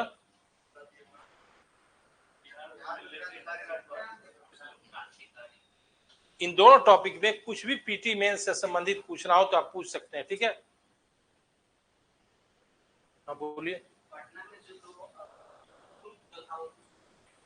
एक टीके घोष एकेडमी मैट्रिक तक ही है, एक बीएन कॉलेज, वो स्कूल है टीके घोष एकेडमी, और बीएन कॉलेज की पढ़ाई होता है। अशोक राजपथ जाओगे ना, पटना कॉलेज के सामने देखोगे तो टीके घोष एकेडमी है, उसी में राजेंद्र प्रसाद पढ़ते थे।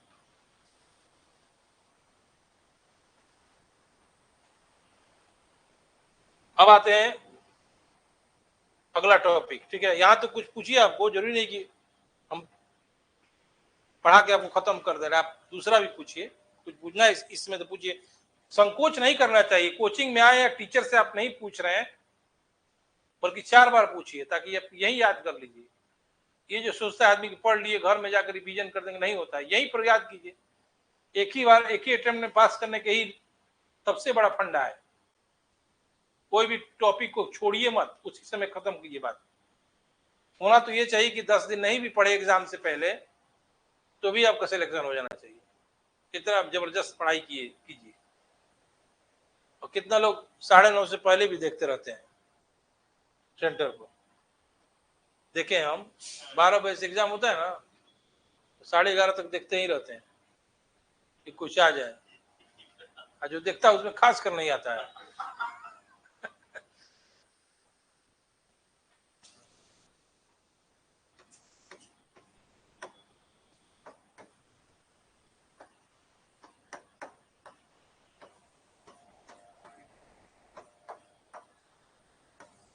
आपको अभी हम बताएं, जो पढ़ाए अभी, आप मेरे विचार से हम संभवतः सहमत होंगे, इसमें भाषणबाजी से काम नहीं चलने वाला।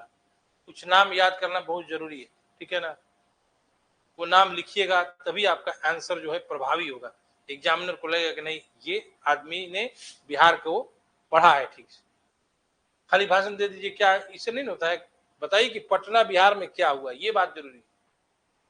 बिहार स्पेशल हिस्ट्री से भी टफ है, ये बात मान लीजिए। इतना आसान लगता है कि अरे पढ़ लेंगे, 10-12 क्वेश्चन आता है, कहते हैं लोग ना, वही 10-12 में अगर चाहे एग्जामिनर तो आप पसीने छोड़ा देगा आपको। बहुत क्वेश्चन है बिहार स्पेशल।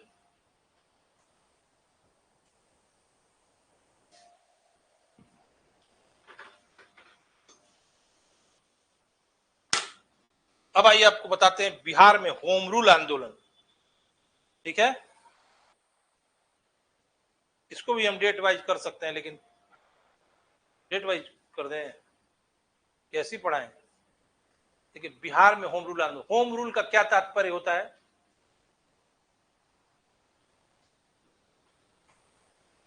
आप ही बताइए, होम रूल का क्या मतलब है? मान लीजिए हम करेंगे स्वशासन, तो कहीं भी पूछा जा सकता है, आपको इंटरव्यू में पूछा जा सकता है कि ये बताइए। ये नहीं कि हम आपको चेक कर रहे हैं, हम जान के आपको इस तरह बनाना चाहते हैं कि आप कहीं जवाब दीजिए। होम रूल स्वशासन का क्या मतलब बताइए। और आप नहीं बताएंगे तो मेरे सामने आपका प्रतिष्ठा गिर जाएगा, ऐसा नहीं हो सकता है। बताइए।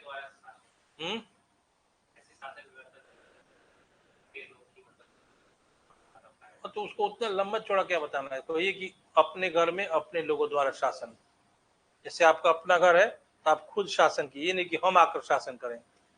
मैंने भारत आपका भी बात करना, उतना लंबा कहने की कोई जरूरत नहीं। कहिए कि अपने राज्य में, अपने देश में अपने लोगों के द्वारा शासन। तो 1916 में बेसेंट, एनी बेसेंट और तिलक ने होम रूल आंदोलन की शुरुआत की। और हिस्ट्री के हिसाब से इंपॉर्टेंट है कि सबसे पहले किसने किया था, उसके बाद किसने किया? तो किया नहीं था, तिलक और बेसेंट दोनों ने किया था। बेसेंट ने पहले शुरुआत की, ठीक है ना। ये बताइए आप कि जब इन्होंने होम रूल आंदोलन शुरू किया, वो कहां से प्रेरित होकर किया था? कहां से प्रेरणा मिली थी एनी बेसेंट को कि भारत में होम रूल आंदोलन शुरू किया जाए? आयरलैंड से। 1916 में आयरलैंड से प्रेरित होकर एनी बेसेंट और तिलक ने भारत में स्वशासन आंदोलन, होम रूल आंदोलन की शुरुआत की। और इसी समय में केंद्रीय विधायिका, मतलब समझ रहे हैं, जो दिल्ली में रहता था, सेंट्रल लेजिस्लेटिव असेंबली, उसके 19 सदस्यों ने, 19 मेंबर ने एक ज्ञापन सौंपा था भारत सरकार को, यानी कि अंग्रेजों की सरकार को, जिसमें भारत में होम रूल लोगों को देने का मांग सौंपा गया था। यानी ये 19 लोग जो केंद्रीय विधायिका के सदस्य थे, उन्होंने कहा था कि भारत में लोगों को होम रूल का अधिकार मिले, यानी लोग अपना शासन खुद कर सकें। इस ये जो 19 सदस्य थे, उसमें से एक सदस्य बिहार के थे साइन करने वाले। वो कौन थे अगर पूछ दिया जाएगा तो मजहरुल हक थे। फिर उसके बाद जैसे ही तिलक और बेसेंट ने भारत में होम रूल आंदोलन शुरू किया, तो बिहार में भी होम रूल लीग की स्थापना 16 दिसंबर 1916 को पटना में हुई। बिहार में होम रूल लीग की स्थापना 16 दिसंबर 1916 को पटना में हुई। और इसके अध्यक्ष के तौर पे मजरूल हक और उपाध्यक्ष के तौर पे सरफराज हुसैन खान और पूर्णेंदु नारायण सिन्हा थे। और सचिव में चंद्रवंशी सहाय और बैजनाथ सिंह सचिव थे। जो 16 दिसंबर 1916 को पटना में होम रूल लीग स्थापित हुआ, उसके अध्यक्ष के तौर पे मजरूल हक और उपाध्यक्ष थे सरफराज हुसैन खान और पूर्णेंदु नारायण सिन्हा। और सचिव में बने थे चंद्रवंशी सहाय और बैद्यनाथ नारायण, ठीक ना। फिर एक होम रूल आंदोलन का एक और फिर से ब्रांच बना 1918 में। 1918 में ब्रांच बनाने का कारण क्या था? ब्रांच नहीं था, मतलब फिर से एक सभा, होम रूल सभा की स्थापना की गई। इसमें कहा गया कि बिहार प्रांत में काम करने वाले कैसे पदाधिकारी होंगे, उनका नियुक्ति कैसे होगा होम रूल के संबंध में, इसके लिए एक होम रूल सभा बनाई गई 1918 में। और उसका अध्यक्ष भी मजरूल हक और चंद्रवंशी सहाय को बनाया, अध्यक्ष दोनों को अध्यक्षता दी। फिर से बता दें कि कैसे बिहार में होम रूल आंदोलन प्रगति किया, कि जो इसके सर्वमान्य राष्ट्रीय स्तर की नेता थी एनी बेसेंट, वो उस दौरान पटना में 2 बार आई। पहला 18 अप्रैल और 25 जुलाई 2 बार आई। 18 अप्रैल आकर 18 अप्रैल जो 1916 में आई तो उन्होंने घूमकर, पहले तो उनका बहुत स्वागत हुआ। 18 अप्रैल 1916 को आई तो पटना सिटी स्टेशन पर रुकी, वहां से पूरा गाजे बाजे के साथ उनका स्वागत करते हुए भिकना पहाड़ी पूर्णेंदु नारायण सिन्हा के आवास पर लाया गया और उन्होंने नेताओं से बात विचार किया। और वहां पे एक बड़ा मिहिर पुस्तकालय था पहले, उसको देखा। फिर जो भी नेता थे होम रूल आंदोलन को, उनको प्रेरित किया और बताया कि कैसे बिहार में इस आंदोलन को प्रचारित किया जाए। फिर फिर एनी बेसेंट 25 जुलाई 1918 को आई और इस दौरान वो नए लोगों से भी मिली इस आंदोलन के लिए, जिसमें डॉक्टर हसन इमाम और सच्चिदानंद सिन्हा, इन लोगों से मिलकर होम रूल आंदोलन को आगे बढ़ाने के लिए उनसे सहयोग की अपेक्षा की। एक और बात जान लीजिए कि होम रूल आंदोलन जब बिहार में सक्रिय था, उस समय महात्मा गांधी ने इस आंदोलन से अपने आप को दूर रखा था और अपने अनुयायियों, सहयोगियों को भी इस आंदोलन से बचकर रहने के लिए कहा जाता था। कहते थे अपने सहयोगियों को कि इसमें तुम्हारी भागीदारी, सहभागिता नहीं होनी चाहिए, जिसका एग्जाम्पल है राजेंद्र प्रसाद। राजेंद्र प्रसाद ने कभी भी इस आंदोलन में शिरकत नहीं की, कभी हिस्सा नहीं लिए। इसको आप गलत नहीं समझिए। हो सकता है गांधी जी उस समय चंपारण सत्याग्रह के चक्कर में थे और वो चाहते थे कि पहले ही कोई ऐसा विरोधी माहौल न बना दे कि भविष्य में बिहार में जो मेरा राजनीति है या गतिविधि अंग्रेजों के खिलाफ, उसे फलीभूत होने में दिक्कत पहुंच सकती है। ठीक है, राजेंद्र प्रसाद ने भी इसमें सहयोग नहीं दिया था, लेकिन गांधी के द्वारा लाख मना करने पर भी मुजफ्फरपुर में गांधी के ही एक सहयोगी थे जिनका नाम था जनकधारी प्रसाद। जनकधारी प्रसाद वकील थे। उन्होंने अपने सहयोगियों के साथ गांधी के मना करने के बावजूद होम रूल लीग की मुजफ्फरपुर शाखा स्थापित कर दी। मतलब लोग जागृत थे, ऐसा नहीं थी कि एनी बेसेंट और तिलक से काफी प्रभावित थे लोग, यानी कि गांधी सब कुछ थे। इसके अलावा ब्रिजनंदन सहाय और तारिणी प्रसाद सिन्हा छपरा में थे। ब्रिजनंदन सहाय और तारिणी प्रसाद सिन्हा ने छपरा में होम रूल लीग की स्थापना की। ये और बात है कि होम रूल लीग को पूरी तरह से भारत में सफलता नहीं मिली, लेकिन बिहार में यह काफी सक्रिय थी। एक बात बता दिया आपको कि होम रूल लीग के कार्यकर्ता जो थे, वो घड़ी पहले चेन वाले पहनना जाता था, उसमें जस्ते का एक टुकड़ा लगाए रहते थे चेन में, और उस पर लिखा रहता था HR, home rule. Home rule आंदोलन के जो सहकारी सचिव थे पटना के, पूर्णेंदु नारायण राय, उन्होंने कहा कि हर विजयादशमी के दिन, दशहरे के दिन, भारत माता की पूजा की परंपरा को बिहार में शुरू किया जाए। और उनके मरने के बाद उनके पुत्रों ने 1930 तक इस परंपरा को जारी रखा। हर विजयादशमी के दिन भारत माता की पूजा होती थी और जो भी गणमान्य नेतागण थे राष्ट्रीयता के लिए जो लड़ रहे थे, उनका भाषण भी होता था। लेकिन फिर 1930 के बाद ये परंपरा बंद हो गई। और एक चीज और जान लीजिए कि होम रूल आंदोलन भारत में जब समाप्त हो गया, उसके बावजूद बिहार में होम रूल आंदोलन उसके बाद तक कायम रहा और चलते रहा। ठीक है, यहां तक समझ गया ना? कोई प्रॉब्लम, कुछ भी प्रॉब्लम हो पूछ लीजिए भाई, पूछ लीजिए, जो भी समस्या हो पूछ लीजिए।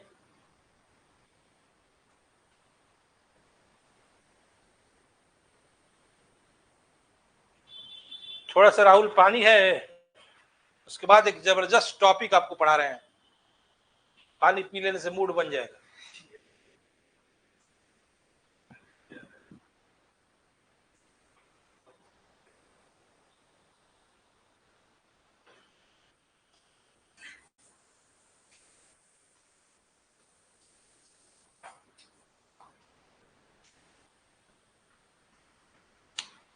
इसको बहुत ध्यान से पढ़िएगा। कहाँ चलेगा भाई, बैठिए। अरे यार, ये चीज है कि छोड़ेंगे क्लास अगर 1 सेकंड के लिए भी तो भूल जाएगा। इसको ऑनलाइन करना है। तो इसलिए कर रहे हैं, ध्यान से पढ़िएगा।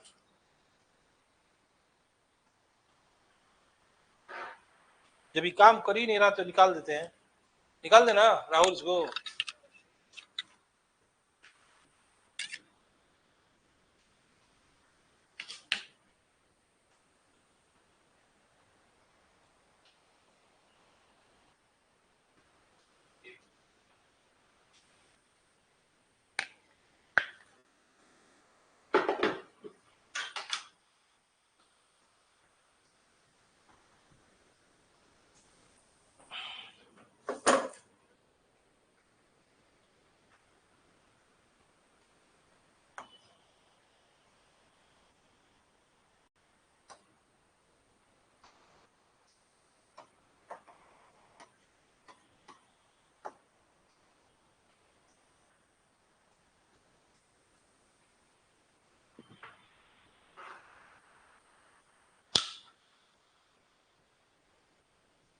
देखिए, गांधी जी ने जो चंपारण सत्याग्रह किया वो तो किया उन्होंने, लेकिन उस घटना से पहले, गांधी जी के जो चंपारण सत्याग्रह था उस घटना से पहले बहुत सारी घटनाएं और कुछ तथ्य इतने इंपॉर्टेंट हैं वो प्रीलिम्स के लिए बहुत जरूरी है उन तथ्यों को याद करना। ठीक है, तो आप इतिहास, बैकग्राउंड, पृष्ठभूमि जानिए चंपारण एरिया का। पहला देखिए कि चंपारण जो था वो बिहार में था और तिरहुत प्रमंडल में था। ठीक है, तो ध्यान रखिएगा कि अंग्रेजों ने चंपारण एरिया में नील की कोठी लगाने में काफी रुचि दर्शाई, और नील की कोठी समझ रहे हैं, नील की जहां फसल की जाए, कोठी मतलब कोठी, कोठी मतलब घर। ठीक, तो 1875 के आसपास चंपारण के उत्तर पश्चिमी हिस्से में अंग्रेज बसना शुरू किए। ठीक है, 1875 के आसपास। लेकिन उसके पहले ही चंपारण में नील की कोठी की स्थापना हो गई थी। चंपारण में पहली नील कोठी 1813 ईस्वी में कर्नल हिक्की ने 12 एक जगह है वहां पे स्थापित की थी। फिर से सुनिएगा, भारत में नील की पहली कोठी भारत में नहीं, बिहार में नील की पहली कोठी चंपारण के 12 नामक जगह पर 1813 में कर्नल हिक्की ने स्थापित की थी।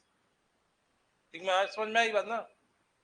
और बाद में धीरे धीरे अंग्रेज कोठी के जो बिजनेसमैन थे, कोठी के नील की जो खेती के बिजनेसमैन, धीरे धीरे चंपारण आना शुरू किए और उत्तर पश्चिमी चंपारण में 1875 से अंग्रेज बसना शुरू कर दिया।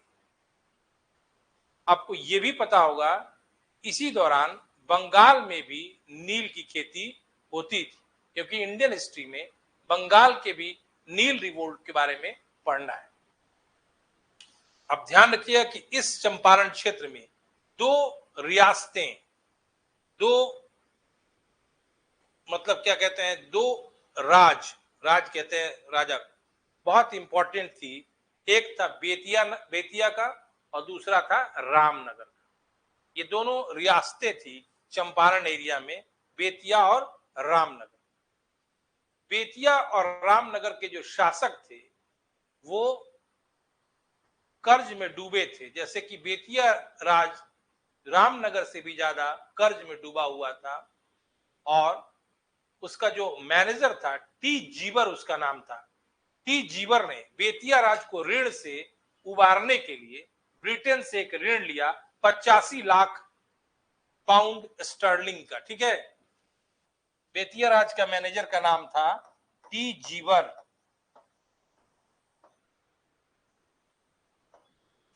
इसने बेतिया के शासक को ऋण से मुक्ति दिलाने के लिए ब्रिटेन से कर्जा लिया 85 लाख पाउंड स्टर्लिंग का।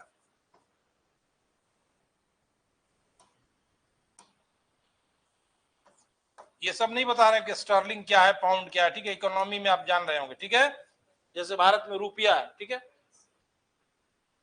इसके अलावा इन दोनों रियासतों ने एक और उपाय किया कि अंग्रेजों को अपने जमींदारी के कुछ हिस्से बंदोबस्त करना शुरू किया।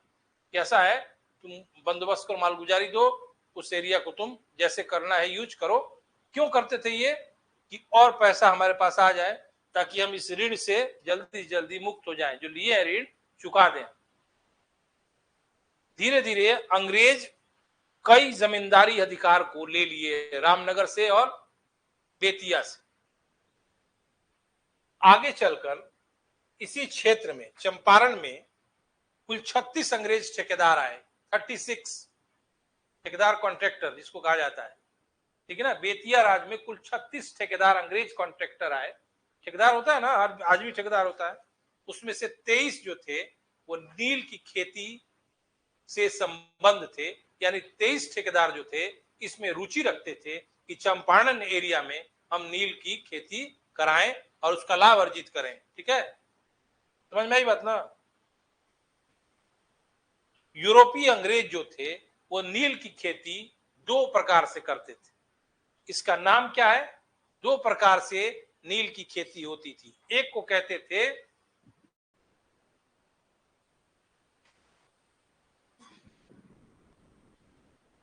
नील की खेती दो प्रकार से, cultivation of indigo. Cultivation of indigo have two types. नील की खेती के दो तरीके थे।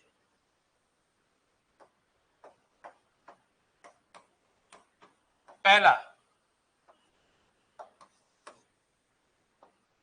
जीरात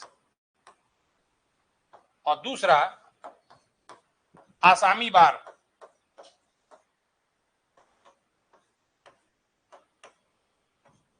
Cultivation of indigo have two types. One is called Jirat and another is called Assami bar.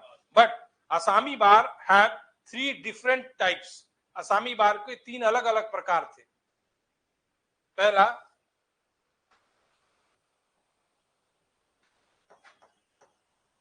तीन कठिया, second is kurtoli, and third is खुश्की।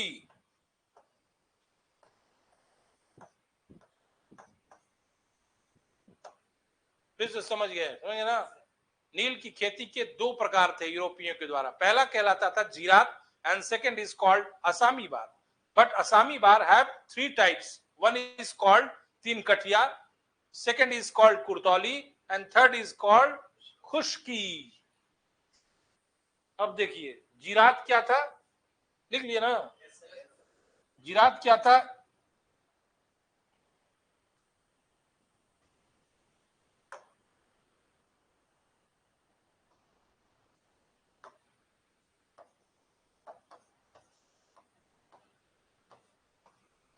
जीरात क्या था? जब यूरोपीय प्लांटर, जब यूरोपीय नील की खेती करने वाले खुद से हल बैल जो भी रखें, काम करने वाले मजदूर उनके अपने हो, अपने से करें जब खेती नील की, और किसी दूसरे आदमी को उसमें नहीं पार्टिसिपेट कराए, उसको कहते हैं जीरात।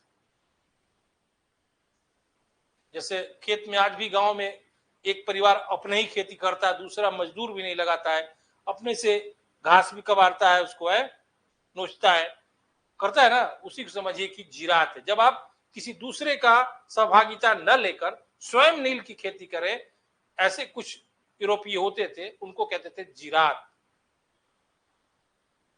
दूसरा आसामी बार में तीन प्रकार थे, लिखा था मैंने, तीन कठिया, कुर्तौली और खुश्की।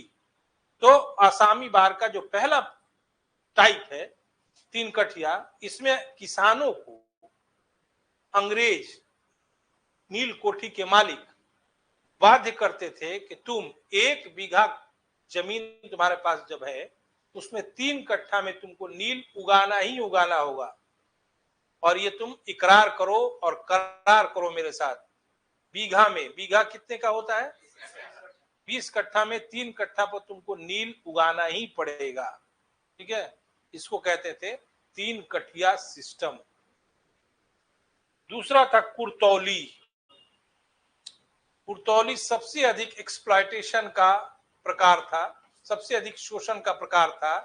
इसमें नील कोठी मालिक किसान से जबरदस्ती उसका खेत और उसका मकान बंधक रख लेते, जब्त नहीं करते थे, बंधक गिरवी रख लेते थे, और 25 साल 30 साल हो सकता है उसका लाइफ खत्म हो जाए।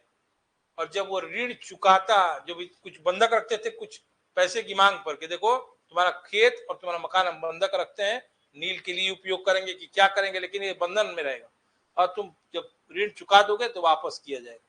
लेकिन ऐसा कभी होता नहीं था कि वो खेत और मकान वो वापस ले पाए। तीसरा एक सिस्टम था खुशकी। ये सिस्टम चंपारण में प्रचलित नहीं था। इसमें ऐसे रैयतों से नील की खेती कराई जाती थी जो नील की कोठी के आसपास के एरिया के रैयत नहीं होते थे, लेकिन ये चंपारण में प्रचलित नहीं थी। यही तीन व्यवस्था से, दोनों व्यवस्था से नील की खेती यूरोपीय करते थे। नील के खेती के विरोध में जो पहला उद्गार, फर्स्ट अपराइजिंग इन इंडिया, ठीक है ना, was at 1859 in Bengal. Bengal में नील की खेती के विरुद्ध में पहला उद्गार, पहला विद्रोह 1859 में बंगाल के नादिया और यूसुफ जाई परगने में हुआ। 1859 में पहला विद्रोह बंगाल में नील विद्रोह हुआ। यह विद्रोह इतना इंपॉर्टेंट था, इतना भयानक विद्रोह था अंग्रेजों के विरुद्ध, कि हिंदू पैट्रियोट के संपादक, हिंदू पैट्रियोट अखबार के संपादक हरिश्चंद्र मुखर्जी ने इस विद्रोह का समर्थन किया अपने अखबार में। बाद में इस विद्रोह को एक किताब में जगह दिया दीन बंधु मित्र ने, नील दर्पण नामक पुस्तक। इस नील दर्पण का अंग्रेजी में अनुवाद बंगाल के माइकल मधुसूदन दत्त ने किया, ठीक है ना। बंगाल का मैंने किस्सा बताया आपको। बिहार में अब आइए। बिहार में नील की खेती के विरोध में पहला जो विद्रोह हुआ वो 1867 में हुआ, चंपारण में ही। 1867 में बिहार में नील की खेती के विरोध में पहला विद्रोह हुआ, और वह विद्रोह जो हुआ लाल सरैया कोठी में हुआ। सीरियसली आप लोग नहीं पढ़ रहे, मजाक समझ रहे हैं तो चेहरा देख के हम बता देते। लिफाफा देख के मजबून जैसे जान जाता है आदमी। कितने सीरियसली पढ़ रहे हैं आप। बिहार में नील की खेती के विरोध में पहला विद्रोह लाल सरैया कोठी में 1867 में हुआ था, और चूंकि किसान तबाह थे तो अंग्रेजी सरकार ने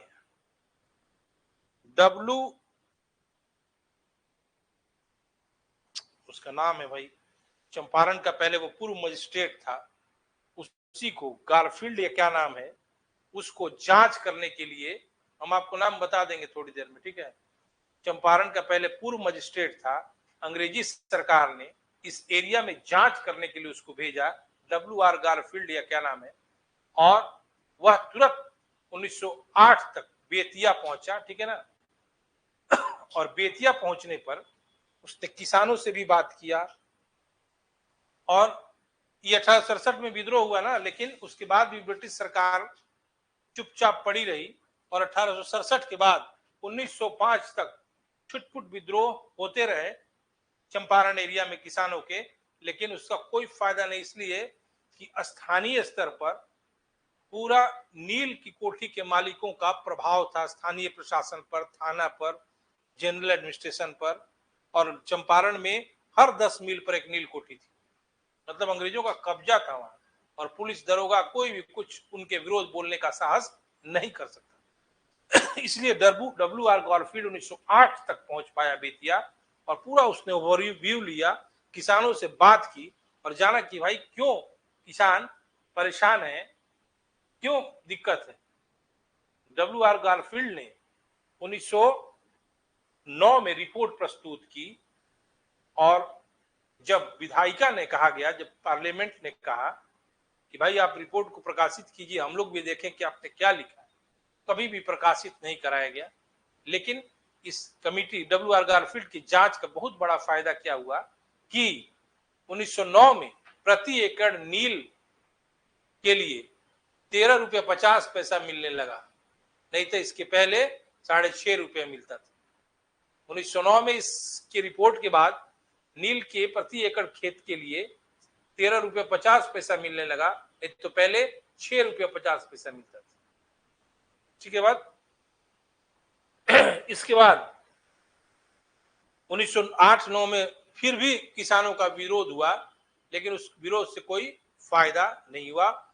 लेकिन दिक्कत क्या थी कि कितना भी गारफील्ड ने नियम बना दिया, लेकिन वास्तव में क्या था कि नील की कोठी के जो मालिक थे किसानों पर दूसरे तरह का भी कर लगाते थे। मान लीजिए आपसे अनुबंध है, आप फट गए, नहीं हम नहीं करेंगे, बाकी जो आपका फ्रेश खेत है उस पर भी मालगुजारी बढ़ा देते थे, तो आपको बाद में फील होता था कि क्या फायदा, हम वही ठीक थे। ठीक है, उसके बाद अब वो आप समझते हैं मालगुजारी पर, जिसको इकोनॉमी में सेस कहा जाता है, उपकर, उस पर भी लगाते थे वो। यानी इनका अत्याचार हर कृषकों पर भारी था। कहने को नियम था कि नील की कोठी हट गया भाई, चले हटाइए, अब नहीं होगा, लेकिन बाकी जो फ्रेश खेत था उस पर मालगुजारी बढ़ा देते। किसी तरह उनका शोषण करना उद्देश्य था, अधिक से अधिक पैसा लेना उस क्षेत्र से अंग्रेजों की मकसद थी, मंशा थी। एक और घाटा क्या हुआ इस गारफील्ड की रिपोर्ट से, 1908 तक नील की खेती जिन खेतों में होती थी, तो जो सरकारी नहर से पानी मिलता था उसका पैसा नहीं लगता था। लेकिन अब 1908 के बाद नील की खेती भाई बंद हो गई, तो प्रति बीघा 3 रुपया मांगा जाने लगा पटवन के लिए, इरिगेशन के लिए, सिंचाई के लिए। इसको कहा गया पैन खर्चा। पैन खर्चा क्या है? पैन मतलब होता है नहर, अब 3 रुपया मांगा जाने लगा प्रति बीघा। इससे किसान त्रस्त थे और वहां पे नील मतलब वहां पर चंपारण एरिया में किसानों की स्थिति दुर्दशाग्रस्त थी और किसी उपाय की, किसी स्थायी उपाय के तलाश। इसी समय 1915-16 में लखनऊ में कांग्रेस का अधिवेशन हुआ, 31वां, जिसके अध्यक्ष थे अंबिका चरण मजूमदार। लीग और कांग्रेस में दोस्ती भी स्थापित हुई तिलक और बेसेंट के प्रयास से। ठीक है ना, पूछा जाएगा कि 1916 के लखनऊ अधिवेशन में लीग और कांग्रेस के बीच समझौता या सम्मेलन में समामेल हुआ, इनके प्रयासों से, तो बेसेंट और तिलक के प्रयास। इसी में चंपारण के किसानों के प्रतिनिधि के तौर पर राजकुमार शुक्ल गए थे। पहले उन्होंने गांधी जी को विषय निर्वाचन समिति के एज ए वक्ता के तौर पर बोलने को कहा इस विषय पर, लेकिन गांधी जी ने इनकार कर दिया। बोले कि मैं खुद मामले से जब तक रूबरू नहीं होऊंगा तब तक इस विषय पर कुछ नहीं बोलूंगा। लखनऊ समझौता में 2 प्रस्ताव बिहार से संबंधित पास हुए, पहला पटना विश्वविद्यालय विधेयक और दूसरा चंपारण क्षेत्र के संबंध में समस्या। गांधी जी को आमंत्रित किया राजकुमार शुक्ल ने, तो उन्होंने कहा कि मैं अप्रैल में आऊंगा, और गांधी जी को बार बार राजकुमार शुक्ल आगाह करते रहे कि महात्मा आपका आना जरूरी है। गांधी जी अंततः कलकत्ता गए और वहां पर कलकत्ता में थे, भूपेंद्र नाथ बसु के घर में थे शायद, वहां पे राजकुमार शुक्ल कलकत्ता गए, गांधी जी को लेकर पटना आए 10 अप्रैल 1917 को। ये डेट इंपॉर्टेंट है। आए तो पटना में गए राजेंद्र प्रसाद के आवास पर,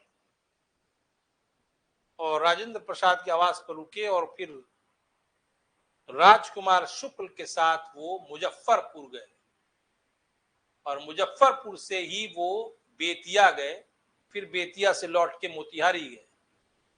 मुजफ्फरपुर में किसी वकील जिनको नाम है गोरख प्रसाद, उनके यहाँ रुके थे, और गांधी जी ने बेतिया और क्या कहते हैं मोतिहारी गए तो जरूर थे, लेकिन सबसे पहले वो वहां पे एक अंग्रेज से जांच कार्य में सहयोग के लिए मदद मांगी। वो अंग्रेज का नाम था J.M. विल्सन। वह प्लांटर्स एसोसिएशन का सचिव था, सेक्रेटरी था। प्लांटर्स मतलब जो नील उगवाते थे, वही एक संस्था बनाए थे प्लांटर्स एसोसिएशन, उसी का सचिव था। J.M. विल्सन ने ना हाँ बोला ना बोला। तब चंपारण के जिलाधिकारी डब्ल्यू बी हाईकॉक नाम है चंपारण के जिलाधिकारी का, उन्होंने गांधी जी को चंपारण जिला छोड़ने का आदेश दिया। तो गांधी जी ने जब इस आदेश का पालन नहीं किया तो अंततः मोतिहारी में उनको एसडीओ कोर्ट में, अनुमंडलाधिकारी न्यायालय में जाना पड़ा, नहीं तो क्योंकि उन्होंने सम्मन का पालन नहीं किया था। एसडीओ ने उनसे कहा कि आप 100 रुपए का जमानत ले लीजिए। गांधी जी ने कहा कि मेरा कोई जमानतदार नहीं है और न मैं 100 रुपया दूंगा। तो अनुमंडलाधिकारी ने अपना फैसला सुरक्षित रखा, लेकिन कुछ समय बाद फिर एक आदेश आया कि आपको रिहा किया जाता है, और लेफ्टिनेंट गवर्नर का आदेश है कि आपको रिहा करने के बाद आप जो भी कार्य करना चाहें चंपारण में तो आप कर सकते हैं, और हमारे अधिकारी भी आपको सहायता प्रदान करेंगे। इसी समय गांधी जी ने कहा यह सत्याग्रह की पहली जीत है, लोगों के सत्याग्रह की पहली जीत, ठीक है। उसके बाद गांधी जी ने क्या कहते हैं, जांच कार्य करना शुरू किया, किसानों से पर्सनली जाके मिलना शुरू किया, लोगों से मिलना शुरू किया, और जब सारा रिपोर्ट इकट्ठा कर लिए तो बिहार और उड़ीसा के मुख्य सचिव को अपना रिपोर्ट सौंप दिया। और उस समय बिहार उड़ीसा का जो लेफ्टिनेंट गवर्नर था एडवर्ड एल्बर्ट था, ठीक है ना, एडवर्ड एल्बर्ट, और भी एक आगे नाम है, ठीक है। उसने गांधी जी को आमंत्रित किया अपने एग्जीक्यूटिव काउंसिल के साथ कि चलिए हम लोग बैठते हैं और विचार करते हैं। आपका रिपोर्ट जब मुख्य सचिव हमारे पास भेज दिए हैं, तो रांची में 9 जून से 17 जून तक 3 दिनों की वार्ता हुई। इस वार्ता में ये सहमति बनी कि चंपारण संबंधी समस्या का हल निकालने के लिए एक कमेटी बनाई जाए, जिसको कहते हैं चंपारण एग्रीरियन कमेटी। गांधी जी को भी इसमें मेंबर बनाने का कोशिश हुआ, लेकिन गांधी जी ने इस शर्त पर सहमति दी कि मैं बनूंगा जरूर इसका सदस्य, लेकिन हम अपने सहकर्मियों से बीच बीच में सलाह मशविरा करते रहे। अंत में गांधी जी को यह छूट दे दी गई।